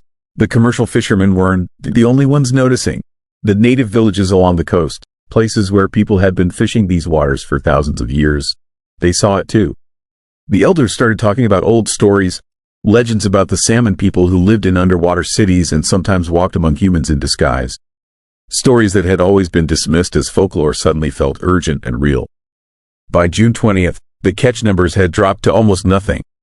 The salmon were avoiding the nets with an intelligence that defied explanation. They could anticipate where we set our lines. They moved in coordinated groups that acted more like a single organism than individual fish. Some boats reported salmon actively sabotaging their equipment, tangling propellers with deliberate precision, biting through anchor lines. Captain Morrison called a meeting with the other boat captains. They gathered on the largest vessel in the fleet, the Pacific Dream, to discuss what was happening. I wasn't invited, but Eddie was, and he told me about it later. The captains were terrified. These were hard men who survived storms that killed others, who worked in conditions that would break most people. But this was different. This was something outside the natural order they learned to navigate. They talked about leaving, abandoning the season entirely. But the fishing companies were putting pressure on them to stay, to keep working. Money was being lost. Quotas weren't being met. The official line was that the fishermen were being superstitious and irrational. Then came June 23rd, the day everything changed. The day I understood we weren't dealing with possessed fish or some weird mutation. We were dealing with something that had been waiting a very long time for the right moment to reveal itself. We set our nets at dawn, same as always. The water was unusually still. No wind, no waves, just flat, dark water that looked more like oil than ocean. The nets went down easy. Too easy. We waited the usual time before hauling them back up. The nets came up empty except for a single salmon. It was enormous, easily twice the size of any salmon I'd ever seen. And it was different from the others. Its eyes weren't just human. They were specific. I recognized them somehow, even though I'd never seen them before. They were old, ancient. They held knowledge that made me feel like an insect under a microscope. The fish didn't thrash or struggle. It lay on the deck and looked at each of us in turn. When its gaze fell on me, I felt something press against my mind. Not words exactly, but meaning. Communication that bypassed language entirely. I understood then. The salmon were a test. Something in the ocean, something vast and incomprehensible, had been watching humanity for generations. Watching how we treated the creatures we shared the world with. The salmon run was a bridge between worlds. A moment when two forms of consciousness came close enough to touch. And for one season, for reasons I still don't fully grasp, that something decided to show us what we'd been doing. To make us see the salmon not as resources but as beings with their own awareness, their own right to exist. The message was clear. We could continue taking from the ocean, but we had to understand what we were taking. We had to acknowledge the cost.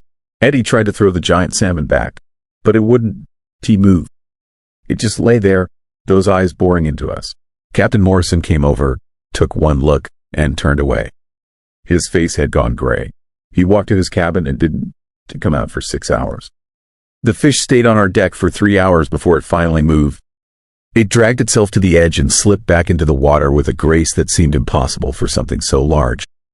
As it disappeared beneath the surface, I felt that presence in my mind withdraw. The weight lifted. I could breathe again. The season ended 2 days later. Not officially, but every boat in the bay pulled up their nets and headed for port. Nobody talked about why. The fishing companies complained, threatened legal action. Didn't matter. We were done. The strange salmon disappeared as suddenly as they appeared. By early July, the run was back to normal. Fish with regular eyes, no unusual behavior, everything as it had always been. The few specimens that had been kept for study vanished from the research facilities. No records, no evidence, just stories that got more unbelievable with each retelling until they became the kind of thing drunk fishermen made up to scare rookies. But I know what happened. We all do, those of us who were there. We don't talk about it because talking about it means accepting that we're not alone on this planet, not in the way we thought we were. It means accepting that the ocean has its own consciousness, its own agenda, its own ways of communicating that we barely understand. I stopped fishing after that season. Couldn't do it anymore. Couldn't pull up nets full of salmon without wondering if they were watching me, judging me, remembering. I moved inland, got a job as far from the ocean as possible. But sometimes, late at night, I still feel that presence pressing against my mind. Those ancient eyes looking through mine, checking in, making sure I haven't forgotten. The ocean remembers everything, every creature taken, every ecosystem damaged, every boundary crossed. And sometimes, just sometimes, it reminds us, not with violence or disaster, but with something far more unsettling. It shows us ourselves reflected back in ways we can to ignore. The salmon run of 1984 lasted exactly 6 weeks. In that time, commercial fishing in Bristol Bay dropped to nearly zero. The fish that were caught, the ones with human eyes, they read not in any official records. The photographs that were taken mysteriously disappeared or were dismissed as hoaxes. The fishermen who tried to talk about it publicly were labeled crazy or attention-seeking. But here is what nobody disputes. After that summer, fishing regulations in Bristol Bay got stricter. Quotas were reduced. Conservation efforts increased. The native communities gained more control over their traditional fishing grounds. Changes that had been fought for years suddenly went through without much resistance. Almost like the people making decisions had been shown something that changed their minds. Almost like they looked into those eyes too and understood what would happen if we didn't. To change our relationship with the ocean. I am 68 years old now. Most of the men who were there that summer are dead. Natural causes, mostly. Heart attacks, cancer, accidents. Eddie died 10 years ago. Never talked about it, not even to me. Not after that season ended. Captain Morrison passed in '92. Took whatever he saw in that giant salmon size to his grave. I'm one of the last ones left who remembers. And I'm telling you this now because I think it's about to happen again. The ocean is warming. The salmon runs are changing. I've been seeing reports from Bristol Bay. Fishermen talking about strange behavior, unusual catches. Nothing confirmed yet. Nothing official. But the signs are there for anyone who knows what to look for. The ocean is patient. It moves in rhythms we barely comprehend. 40 years seems like a long time to us. To something as old as the sea, it's nothing. Just a breath. Just a moment between warnings. So when you hear about the next strange salmon run, when fishermen start reporting things that sound impossible, don't to dismiss it. Don't to write it off as hysteria or hoaxes or mass delusion. Pay attention, because the ocean is trying to tell us something. And if we don't listen this time, do you think it is going to ask again? The fish are always watching. Remember that. Every time you pull something from the water, every time you take without thinking about what you retaking from, they re-watching. And they remember, God help us, they remember everything. Story 8. Barrow incident. I found the symbol carved into my kitchen table 3 days ago. And that is when I knew they had found me. Let me back up. My name is Dr. James Kellerman. And in 1992, I was part of a 6-person research team stationed at an isolated climate observation facility outside Barrow, Alaska. What happened during those 72 hours in February of that year has haunted me for 33 years. The official reports call it a shared psychotic episode, mass hysteria brought on by extreme isolation and polar night conditions. But I know the truth. We all do, even if we have spent 3 decades trying to convince ourselves otherwise. The problem is, I cannot remember what the truth actually is. None of us can. Those 3 days have been completely erased from our minds, carved out like someone took a scalpel to our memories and removed every trace of what we experienced. But our bodies remember, our hands remember, and now, after all these years of silence, something wants us to remember too. The station was a prefabricated research facility built on permafrost, 70 miles from the nearest settlement. 6 of us lived there from November through March, monitoring atmospheric conditions, ice core samples, and temperature fluctuations. It was tedious work, the kind that slowly drives you insane with boredom. Dr. Sarah Chan handled the ice samples. Marcus Webb managed our weather instruments. Patricia Donovan studied wildlife patterns. Tom Gresser monitored seismic activity. Rebecca Holt maintained our communications equipment. And I analyzed climate data, trying to find patterns in the chaos of Arctic weather. We were prepared for isolation. We had protocols for cabin fever, entertainment supplies, satellite phones for emergencies. What we were not prepared for was February 9th. I woke up on February 12th with no memory of the previous 3 days. I was lying on the floor of the common room, fully dressed, my hands covered in graphite stains. The others were scattered around the facility in similar states. Sarah was curled up in the storage closet. Marcus was sitting at his workstation, staring at a blank monitor. Patricia was in the kitchen, her fingers wrapped around a cold cup of coffee. Tom was outside in the snow without a coat, his lips blue from hypothermia. Rebecca was in the radio room, her forehead resting against the control panel. We did not understand what had happened at first. We thought maybe there had been a gas leak, carbon monoxide poisoning that had knocked us all out. But the detectors showed nothing. Our vitals were normal. No headaches, No nausea, no symptoms of exposure to toxins. Just a complete and total blank where 72 hours should have been. Then we found the logs. Every surface in the facility was covered with drawings. The walls, the floors, the ceilings, our equipment, our clothing, thousands upon thousands of identical symbols, drawn with pencils, pens, markers, anything that could make a mark. They were intricate and geometrically precise, composed of interlocking shapes that seemed to shift and writhe when you looked at them too long. None of us recognized the symbol. None of us could explain why we had drawn it, but our hands were cramped and blistered from the repetitive motion of sketching it over and over and over again. The research logs were even worse. They were filled with detailed observations written in our own handwriting, describing phenomena we had no memory of witnessing. Temperature readings that made no sense. Seismic activity that should not have been possible in that location. References to sounds coming from beneath the ice, rhythmic and purposeful, like something massive was breathing down there in the darkness. And on every page, in the margins and between the lines, that same symbol appeared again and again. We tried to contact our support team in Anchorage, but the radio equipment was dead. Not broken, dead. Every component had been carefully and methodically dismantled. The pieces arranged in patterns on the floor of the communications room. Patterns that formed larger versions of the symbol. Rebecca swore she had no memory of doing it, but her fingerprints were all over the equipment. We were trapped. The nearest settlement was 70 miles away across frozen wasteland. Our snowmobiles had been disabled in the same methodical way as the radio equipment. Every vehicle component had been removed and arranged into those damned symbols. We had no choice but to wait for our scheduled supply run, which was not due for another 2 weeks.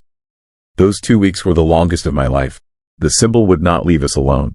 We tried to clean it off the walls, but found ourselves drawing it again within hours. We tried to stop ourselves, to stay vigilant and aware, but our hands would move on their own when we were not paying attention. I would be analyzing data and look down to find I had filled an entire notebook with variations of the symbol. Sarah woke up one night to discover she had carved it into her own forearm with a scalpel, deep enough to scar. We started having dreams. Not normal dreams, shared dreams. We would wake up and discover we had all experienced the same nightmare. Standing on the ice sheet under a starless sky, watching something massive moving beneath the frozen surface. Something that had been there for a very long time, waiting in the cold and the dark. Something that had finally noticed us. The sound started on day 5. Low-frequency vibrations that made our teeth ache and our vision blur. They seemed to come from everywhere and nowhere, resonating through the permafrost itself. We tried to record them, but every audio device malfunctioned the moment the sounds began. Tom, our seismologist, became obsessed with tracking the vibrations. He spent hours staring at his instruments, watching the needles jump and dance to rhythms that should not exist. On day 7, we found him outside. He had walked out into the polar night without a coat or boots. When we brought him back, his skin was blue and his breathing was shallow, but he was still alive.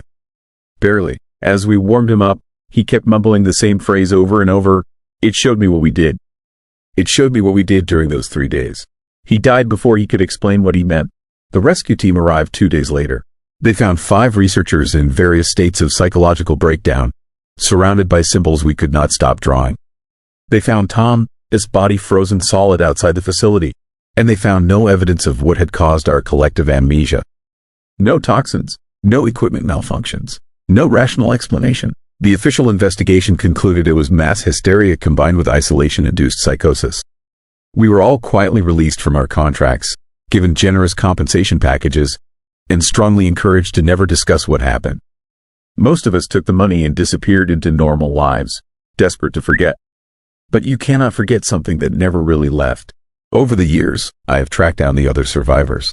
Sarah became an artist, creating paintings that always somehow incorporated the symbol into their composition, hidden in shadows and negative space. Marcus went into private meteorology consulting and stopped going outside unless absolutely necessary. Patricia wrote a book about Arctic wildlife that never mentioned our time at the station, but every chapter heading was designed using elements of the symbol. Rebecca moved to Hawaii and changed her name, but I found her blog where she obsessively documented radio interference patterns that matched the frequency of those sounds we heard. None of us could escape it. The symbol followed us like a brand, marking us as witnesses to something we could not remember. I thought I was managing. I built a life in Seattle, far from the Arctic and its mysteries. I taught climatology at the university, published papers, kept myself busy enough that I rarely thought about those missing 72 hours. I convinced myself the symbol was just a curiosity, a psychological quirk born from extreme stress. Then 3 days ago, I woke up to find it carved into my kitchen table. Deep gouges in the wood, precise and deliberate, forming that same intricate pattern I had not seen in over 3 decades. My hands were covered in splinters and blood. I had no memory of doing it. No memory of anything after going to bed the previous night. That was when I knew the 72 hours were not over. They had never been over. They had just been waiting. I started checking on the others. Sarah stopped posting her artwork 2 weeks ago. Her gallery said she had gone on an extended vacation, but would not say where. Marcus had not shown up for work in a month. His office said he had resigned without notice. Patricia, as publisher, had not heard from her since January. And Rebecca's blog went silent on February 9th, the same date our original incident began, 33 years ago to the day. I am the only one left who is still reachable. Still here, still trying to understand. Last night, I had the dream again, standing on the ice under that empty sky, watching something move beneath the surface. But this time, I saw more. I saw what we had been doing during those missing 72 hours. We were not just drawing symbols. We were completing a pattern. 6 people, working in perfect synchronization, creating something massive and complex across the entire ice sheet surrounding the facility. A signal, a message, a door. And now, 33 years later, something is trying to use it. The symbol on my table is just the beginning. I have found them appearing everywhere. On my bathroom mirror, drawn in condensation. On my car windshield, traced in frost. On documents at work, hidden in the margins of my own handwriting. Each one slightly different, slightly more elaborate, like whatever is making me draw them is refining the design. I tried to stop. I taped my hands together before sleeping. I set alarms to wake myself every hour. But it does not matter. I still wake up with new symbols surrounding me. Still have no memory of creating them. The worst part is, I am starting to understand them. Not consciously, but when I look at the patterns, something in the back of my mind recognizes their meaning. They are coordinates, directions, instructions for something I cannot quite grasp. 2 days ago, I received a package with no return address. Inside was a satellite photo of the old research station, taken sometime in the last few weeks. The facility has been abandoned since our incident, left to decay in the Arctic cold. But in the photo, I could see lights inside, movement, and written in the snow around the building, visible from space, was the symbol. Enormous and perfect and waiting. I know what it wants. It wants us to come back. All 6 of us, returning to the place where we created the door. Except now there are only 5 of us left. Tom died 33 years ago. The pattern is incomplete, unless that was the point all along. Last night, I found plane tickets in my jacket pocket. I did not buy them. I would never buy them. But they are there, departing tomorrow for Barrow, Alaska. And when I checked my bank account, I discovered I have been making regular transfers to a charter service that specializes in remote Arctic transportation. I have scheduled a snowmobile and supplies. I have arranged everything I need to reach the old station. I do not remember doing any of this, but my hands remember, my body remembers, and whatever was waiting beneath the ice 33 years ago remembers too. I am writing this now because I need someone to know. I need someone to understand that what happened at that research station was not mass hysteria or isolation psychosis. We found something out there in the Arctic night, something old and patient and impossibly vast. And we helped it. During those missing 72 hours, we did something that cannot be undone. We opened a door that should have stayed closed. Now it is calling us back to finish what we started. I leave tomorrow. I will return to that frozen facility and I will complete the pattern, even though I do not want to. Even though every rational part of my mind is screaming at me to run. Because whatever took those 72 hours from us never really let us go. It has been guiding us, shaping us, preparing us for this moment. And I think Tom did not die from hypothermia. I think he saw what we were supposed to become. I think he walked out into that darkness because it was better than staying inside and waiting for the transformation. If you are listening to this, if you ever find yourself in the Arctic and you come across a climate research station that should be abandoned, do not go inside. Do not investigate the lights or the sounds or the symbols carved into every surface. Just turn around and leave, because some doors are not meant to be opened. Some patterns are not meant to be completed. And some things that wait in the cold and the dark should stay forgotten. But we will not forget. We cannot forget. Even though we have no memory of what we did, our hands remember. Our bodies remember. And in 72 hours, when the pattern is finally complete, I think we will all remember everything. I just hope by then it will not matter anymore. The symbol is on my wall now. I can see it from where I sit. I did not draw it. At least, I do not think I did. But it is there, perfect and precise, waiting for me to understand. And somewhere deep in my mind, beneath all my fear and resistance, a part of me already knows what it means. It means I'm going home. Story 9. Whittier experiments. I found the entrance to the forgotten tunnels beneath Whittier while renovating the old baggage towers. What I discovered down there made me understand why some government secrets should stay buried forever. My construction company had won the contract to update the heating systems in Alaska, the strangest town. Whittier is a place where nearly everyone lives in a single 14-story building, connected by tunnels to avoid the brutal weather. But the blueprints we received showed passages that didn't match the current layout. Tunnels that seemed to lead nowhere, marked only with numbers and letters that meant nothing to us. The building superintendent, an old-timer named Frank who had lived in Whittier since the military days, warned us about the lower levels. Some areas were off-limits, he said. Structural damage from the 1964 earthquake. But when I pressed him for details, his eyes went distant and he changed the subject. We were 3 weeks into the job when my partner Jake broke through a false wall in the basement. Behind it was a concrete stairway leading down into darkness, with air that felt 30 degrees colder than the rest of the building.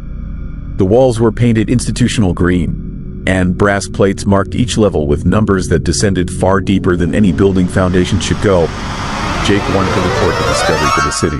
I convinced him we should explore first, make sure there wasn't anything dangerous before bringing in officials who might shut down our work for months.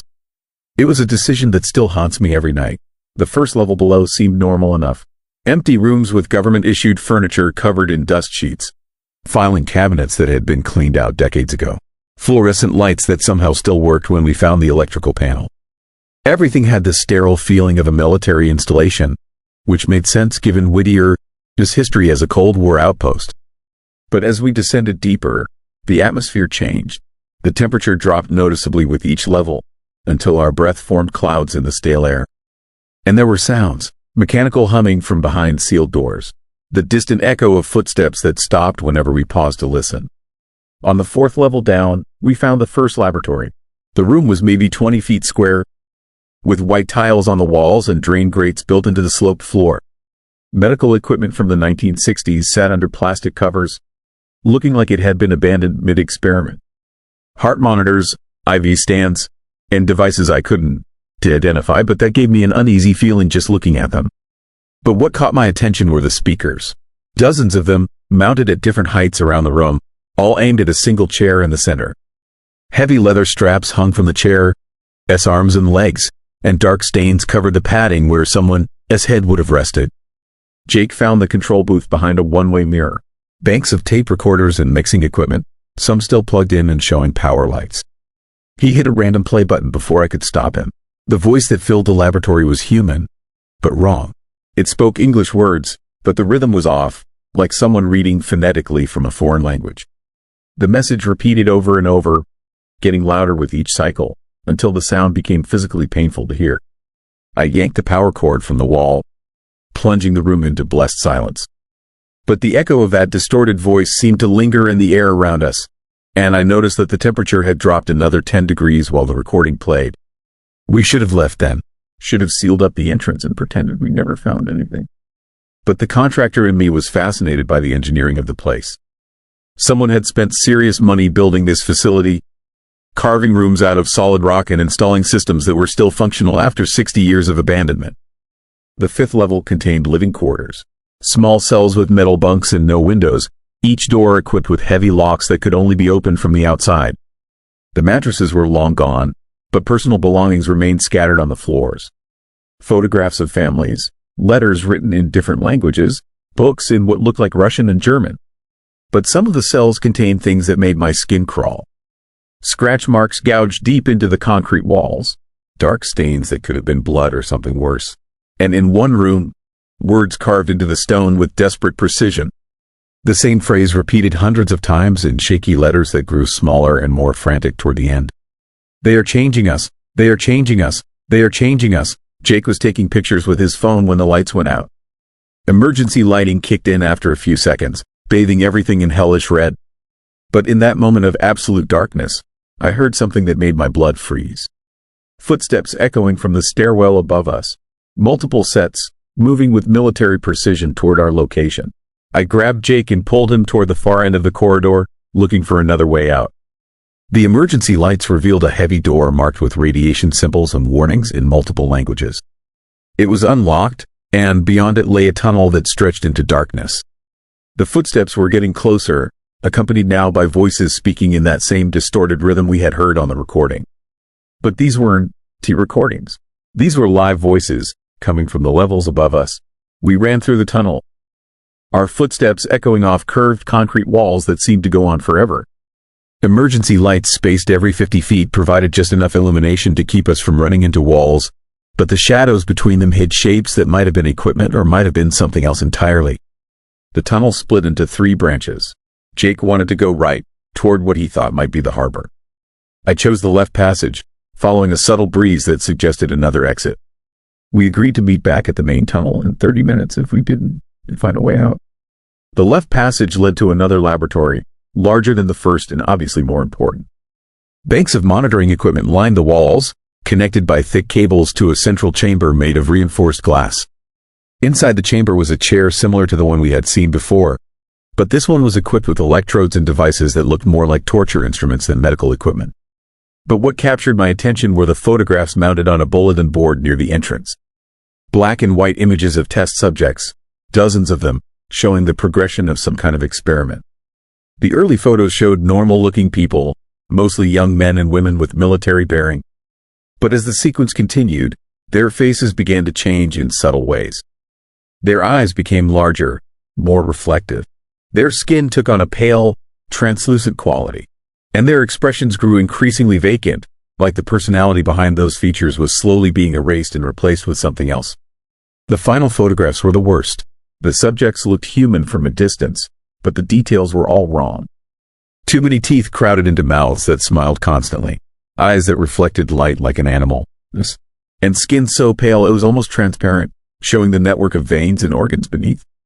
At the bottom of the bulletin board was a single typed report, stamped with official seals and classification markings.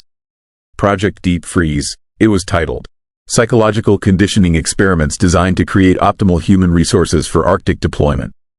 The report described techniques for breaking down individual personality through sensory deprivation, extreme cold, and repeated exposure to subliminal audio messages.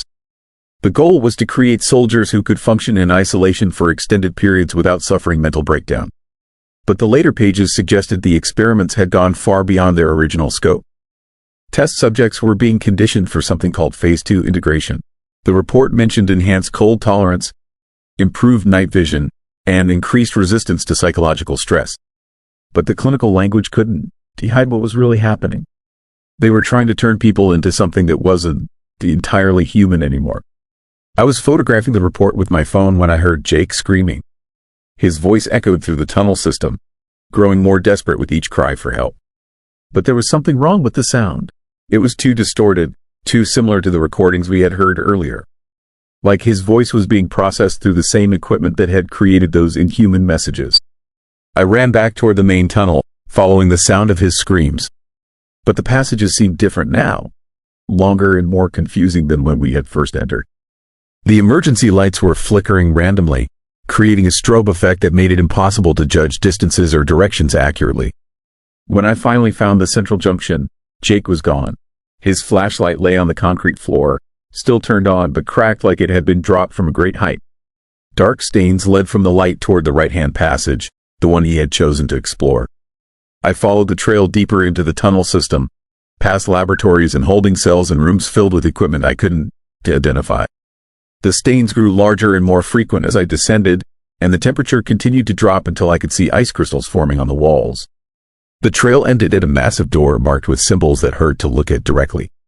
The metal was covered in frost despite the presence of heating vents nearby, and the handle was so cold it burned my skin when I tried to turn it. But the door was unlocked, and Jake's trail disappeared beyond it into absolute darkness. Inside was a chamber that defied the building, its architecture. The ceiling stretched up farther than my flashlight could illuminate, and the walls curved away into shadows that seemed to move independent of my light source. But what dominated the space was the pool. It was maybe 30 feet across, filled with liquid that was darker than water and perfectly still despite the air circulation in the room. Pipes and cables ran from monitoring equipment to sensors suspended just above the surface, and the whole setup had the feeling of something that was still actively in use. Floating in the center of the pool was Jake. He was face down, motionless, his work clothes darkened by whatever liquid filled the chamber. But as I watched in horror, he began to move, not swimming or struggling, but rotating slowly like he was being turned by invisible hands. When his face came around toward me, I understood why he had stopped screaming. His eyes were gone, replaced by empty sockets that reflected my flashlight beam like polished glass. His mouth hung open in a permanent expression of surprise, revealing teeth that had grown into sharp, predatory points. And his skin had taken on that same translucent quality I had seen in the photographs upstairs. Jake was still alive, but he wasn't Jake anymore. The thing that had been my partner began to move toward the edge of the pool, its limbs working with fluid precision that no human being should possess. Dark liquid streamed from its mouth as it pulled itself onto the concrete platform where I was standing. I ran for the door, not caring about the noise I was making or the equipment I left behind. Behind me, I could hear wet footsteps and a sound like breathing, but wrong somehow. Like lungs that had been redesigned for different atmospheric conditions. The tunnel system had changed again. Passages that had been straight now curved in impossible directions, and doors that had been locked were standing open to reveal rooms I hadn't seen before. But somehow, I found my way back to the stairwell and climbed toward the surface, taking the steps 3 at a time while something followed me from the depths below. I emerged into the basement of Baggage Towers just as the sun was rising over Prince William Sound. The normal world felt surreal after what I had experienced in the tunnels. People going about their morning routines, unaware of what lay beneath their feet. I sealed the entrance with concrete and rebar, telling Frank it was structural reinforcement required by the building code. He didn't ask questions, but I caught him staring at the fresh concrete with an expression that suggested he knew exactly what I had found down there. The official report listed Jake as missing, presumed to have fallen through thin ice while fishing alone. I didn't. To correct the story, no one would have believed the truth, and some secrets are too dangerous to reveal. But sometimes, late at night when the building settles and the heating system cycles, I can hear sounds coming from below. Footsteps in sealed tunnels, the hum of equipment that should have been abandoned decades ago, and voices calling my name in that same distorted rhythm I heard on those ancient recordings. The experiments in Whittier didn't end with the Cold War. They just went deeper underground, literally and figuratively. And whatever they were trying to create down there, I think they finally succeeded. Jake calls me sometimes. The voice sounds exactly right, familiar and concerned. He asks when I am coming back to finish the job, says he has been waiting for me in the tunnels below the town where everyone lives in one building and nobody asks questions about the sounds that come from the basement at night.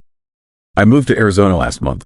Desert country, as far from the ice and cold as I could get. But distance doesn't matter when the thing that is calling you isn't bound by normal geography. It has patience that spans decades and resources that most people can imagine. The phone is ringing again now. The caller ID shows Jake's name, but I know it's not really him. It's something that learned to use his voice, practiced until it could fool anyone who hadn't seen what I saw in that pool beneath Whittier. But I'm not going to answer, because I know what it wants, and I know what happens to people who go back to finish jobs that should never have been started in the first place. Story 10. Sound in the fog. I heard the Phantom Piper of the Aleutians play his final song 30 minutes before my Coast Guard station was attacked by something that wasn't Japanese. Something that should have died in those waters 70 years ago but never stopped hunting. My name is Michael Torres, and I spent 18 months at Coast Guard Station Cold Bay on the Alaska Peninsula. It's one of the most isolated postings in the American military. A place where the weather can kill you and the nearest civilization is hundreds of miles away across some of the roughest water on Earth.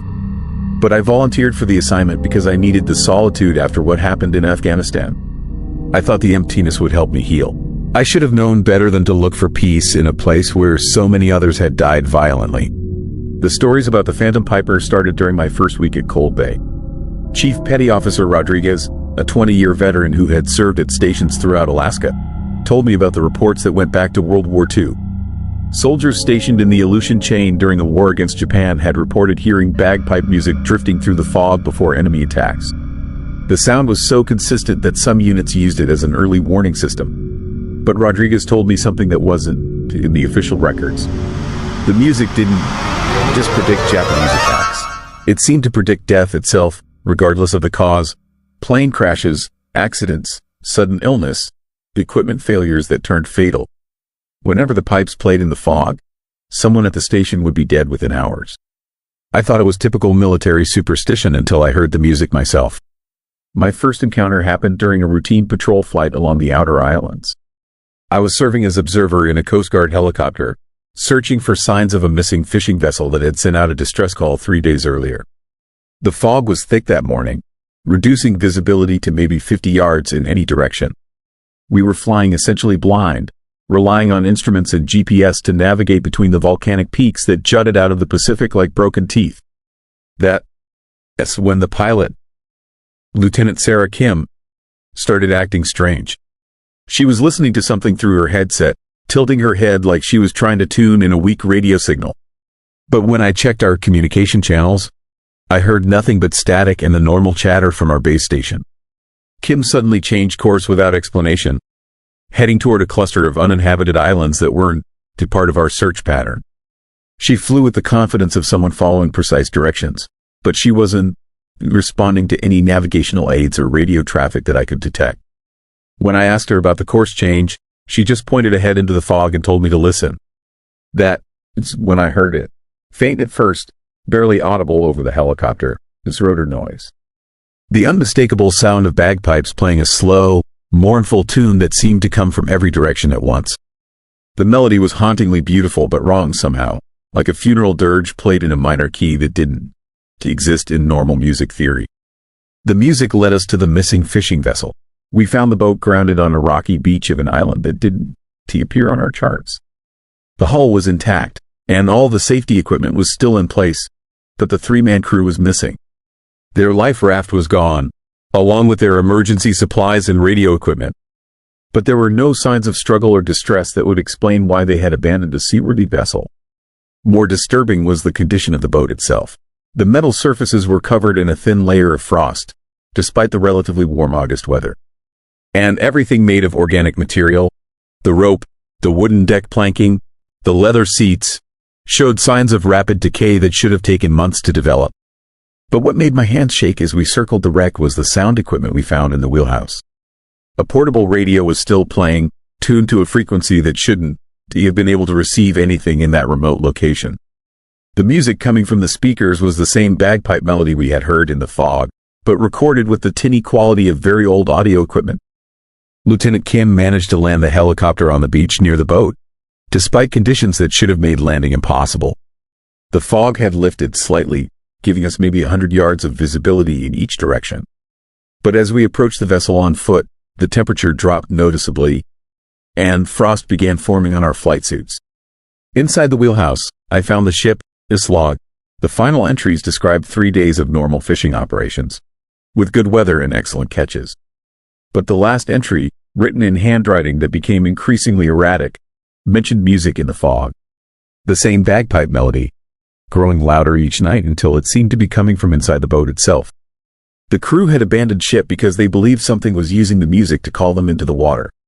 We conducted a thorough search of the area but found no trace of the missing fishermen. The life raft tracks led to the water's edge and disappeared, as if the raft had been launched into fog so thick it had swallowed them completely. But the beach showed other signs that made me uncomfortable. Footprints in the sand that were too large and too numerous to belong to a 3-man crew. Someone else had been on that island recently. Multiple someones, judging by the tracks. And they had been moving around the grounded boat with the kind of systematic precision that suggested military training. Lieutenant Kim found additional evidence near the tree line, pieces of equipment that looked like military surplus from World War II era. Corroded metal fragments, rotted fabric, and ammunition casings for weapons that hadn't been used by American forces in decades. But the metal showed signs of recent disturbance, like someone had been digging up old battlefields and carrying away souvenirs. We called in the discovery to Coast Guard headquarters and were ordered to return to base immediately. The missing fisherman would be classified as lost at sea, and the boat would be recovered later by a specialized salvage team. But as we lifted off from the island, I looked back through the helicopter, this window, and saw something that haunts me still. Figures moving through the fog along the shoreline. Maybe a dozen of them, walking in formation like soldiers on patrol. They were too far away to make out details, but their movements had the rigid discipline of military units. And they were carrying something that could have been weapons or equipment. The fog closed around them before I could get a better look, but the bagpipe music continued until we were well out of range of the island. Back at Cold Bay, I tried to research the history of that area during World War II. What I found in the classified archives made me understand why the Coast Guard wanted to recover that boat quickly and quietly. The island where we had found the fishing vessel was called Kiska by the Aleut people, and it had been the site of one of the most brutal battles in the Pacific theater. In 1943, American and Canadian forces had launched a massive invasion of Kiska, believing it was heavily fortified by Japanese troops. The assault involved over 30,000 Allied soldiers and some of the most intense fighting of the war. But when the smoke cleared, they discovered that the Japanese had evacuated weeks earlier, leaving behind only booby traps and abandoned equipment. The Allied forces had spent 3 days fighting ghosts, shooting at shadows and sounds that turned out to be nothing but wind and their own paranoia. But casualties were still heavy. Friendly fire incidents, accidents, and equipment failures killed dozens of soldiers who had come expecting to fight a living enemy. The official records listed the battle as a strategic success despite the high cost in lives and resources. But classified reports told a different story. Soldiers involved in the Kiska invasion reported strange phenomena during and after the fighting. Sounds of battle coming from empty positions, Japanese voices calling out challenges in perfect English, and most commonly, the sound of bagpipes playing military marches in the fog. Some units reported that the music seemed to predict enemy positions or warn of impending attacks. Others claimed the pipes played funeral dirges before casualties occurred, but everyone agreed that the music was wrong somehow, too precise and too persistent to be natural. The reports continued for months after the battle ended. Garrison troops left behind to secure Kiska reported ongoing encounters with sounds and voices that shouldn't to have existed. Equipment went missing from supply depots. Sentries reported being challenged by patrol units that were never dispatched. And always, the bagpipe music in the fog, playing songs that commemorated battles that had never actually been fought. The island was abandoned by military forces in 1944, officially due to strategic changes in the Pacific Campaign. But the classified files suggested a different reason. Too many soldiers were requesting transfers or reporting psychological symptoms that interfered with their duties. The Phantom Piper had claimed more casualties than any Japanese sniper.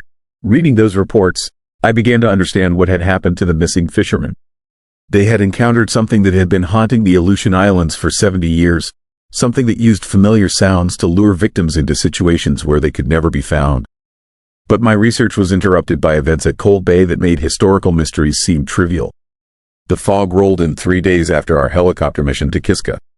It was thicker than anything I had experienced during my time in Alaska, so dense that the lighthouse beam couldn't penetrate more than a few feet from the station buildings. Visibility dropped to 0, and all air operations were suspended until conditions improved. That's when I heard the bagpipes again. This time, the music was coming from directly outside the station. Not faint and distant like during the helicopter flight, but close enough that I could distinguish individual notes and hear the subtle variations that marked it as live performance rather than a recording. Someone was playing bagpipes in the fog, circling our position with military precision. I woke Chief Rodriguez and reported what I was hearing. His response was immediate and decisive. All personnel were to remain inside the main building until further notice. No one was to investigate the music or attempt visual contact with whoever might be playing it. And under no circumstances was anyone to respond to challenges or calls for help that might come from outside the station perimeter. Rodriguez had heard the Phantom Piper before, during his previous assignments in the Aleutians. He knew what it meant when the music got that close to an active military installation. The siege lasted 18 hours. I use that term deliberately because what happened at Cold Bay felt like a coordinated military assault. The bagpipe music continued throughout the night, sometimes distant, sometimes close enough that it seemed to be coming from inside the building. But worse were the other sounds that accompanied the pipes. Footsteps on the roof, moving with the cadence of soldiers on patrol. Voices calling out in English and Japanese, requesting permission to enter the station or asking for assistance with wounded comrades. The sound of vehicles approaching and departing, though our sensors showed no movement anywhere near the base. Most disturbing were the radio transmissions. Our communication equipment started picking up military traffic on frequencies that hadn't been used since World War II. Combat reports, casualty lists, and tactical updates from units that had been disbanded decades ago. The voices sounded exactly like period recordings, but the timestamps were current. Rodriguez monitored the radio traffic while the rest of us maintained watch from inside the secured building. What he heard convinced him that we were dealing with something far beyond normal military protocol. The Phantom units were reporting successful operations against enemy positions around Cold Bay. They were describing battles that were happening in real time, using tactics and equipment from 1943 to fight an enemy that had been dead for 70 years. But they were also reporting casualties, names and service numbers of personnel who had been killed or wounded during their Phantom operations. And when Rodriguez cross-referenced those names with our station roster, he discovered that every casualty report corresponded to someone currently serving at Cold Bay. According to the Phantom radio traffic, we were all already dead. The music stopped abruptly at dawn, along with all the other sounds that had surrounded us during the night. The fog began to clear, revealing the familiar landscape around our station. Everything looked normal, exactly as it had before the phenomenon began. But when we conducted a perimeter check, we found evidence that our siege had been real. Footprints in the mud around the building, too numerous to count and arranged in patterns that suggested organized military movements. Equipment caches hidden in the rocks near the shoreline, containing weapons and supplies from World War II that showed no signs of corrosion or age. Most chilling was what we found in our own communication logs. During the 18 hours of the siege, our automatic systems had recorded dozens of outgoing transmissions that none of us remembered sending.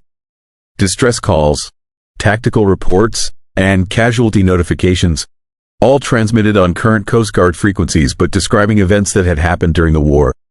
According to our own radio logs, we had been reporting our deaths to Coast Guard headquarters throughout the night. I requested an emergency transfer the next day, citing medical reasons that weren't entirely false. The Phantom Piper had left me with a form of post-traumatic stress that went beyond anything I had experienced in Afghanistan. At least in war zones, you knew who was shooting at you and why. But Rodriguez told me something before I left Cold Bay that explained why the Phantom Piper had become so active recently. Climate change was thawing the permafrost throughout Alaska, exposing battlefields and grave sites that had been frozen since World War II. The warming temperatures were releasing things that had been trapped in the ice for decades, including memories and impressions of events that had been too traumatic to die naturally. The Phantom Piper wasn't just a ghost or a supernatural phenomenon. It was an echo of collective trauma, the psychic residue of soldiers who had died believing they were still fighting a war. And as more battlefield sites thawed and became accessible, these echoes were growing stronger and more aggressive. I moved to Arizona after my discharge, as far from the ocean as I could get. But distance doesn't matter when you're dealing with something that exists partly outside normal time and space. Sometimes, late at night when the desert wind is blowing, I can still hear bagpipe music in the distance. Faint but unmistakable, playing the same mournful tune I first heard in the fog above Kiska Island.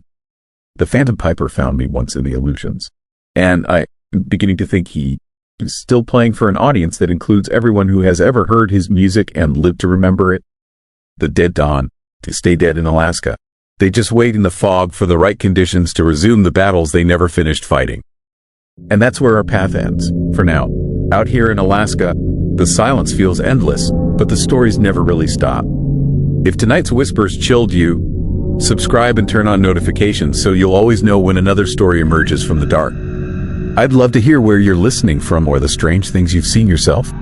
Leave it in the comments below. The night up here doesn't let go easily, and neither do the tales. We'll meet again soon, if the snow lets us through.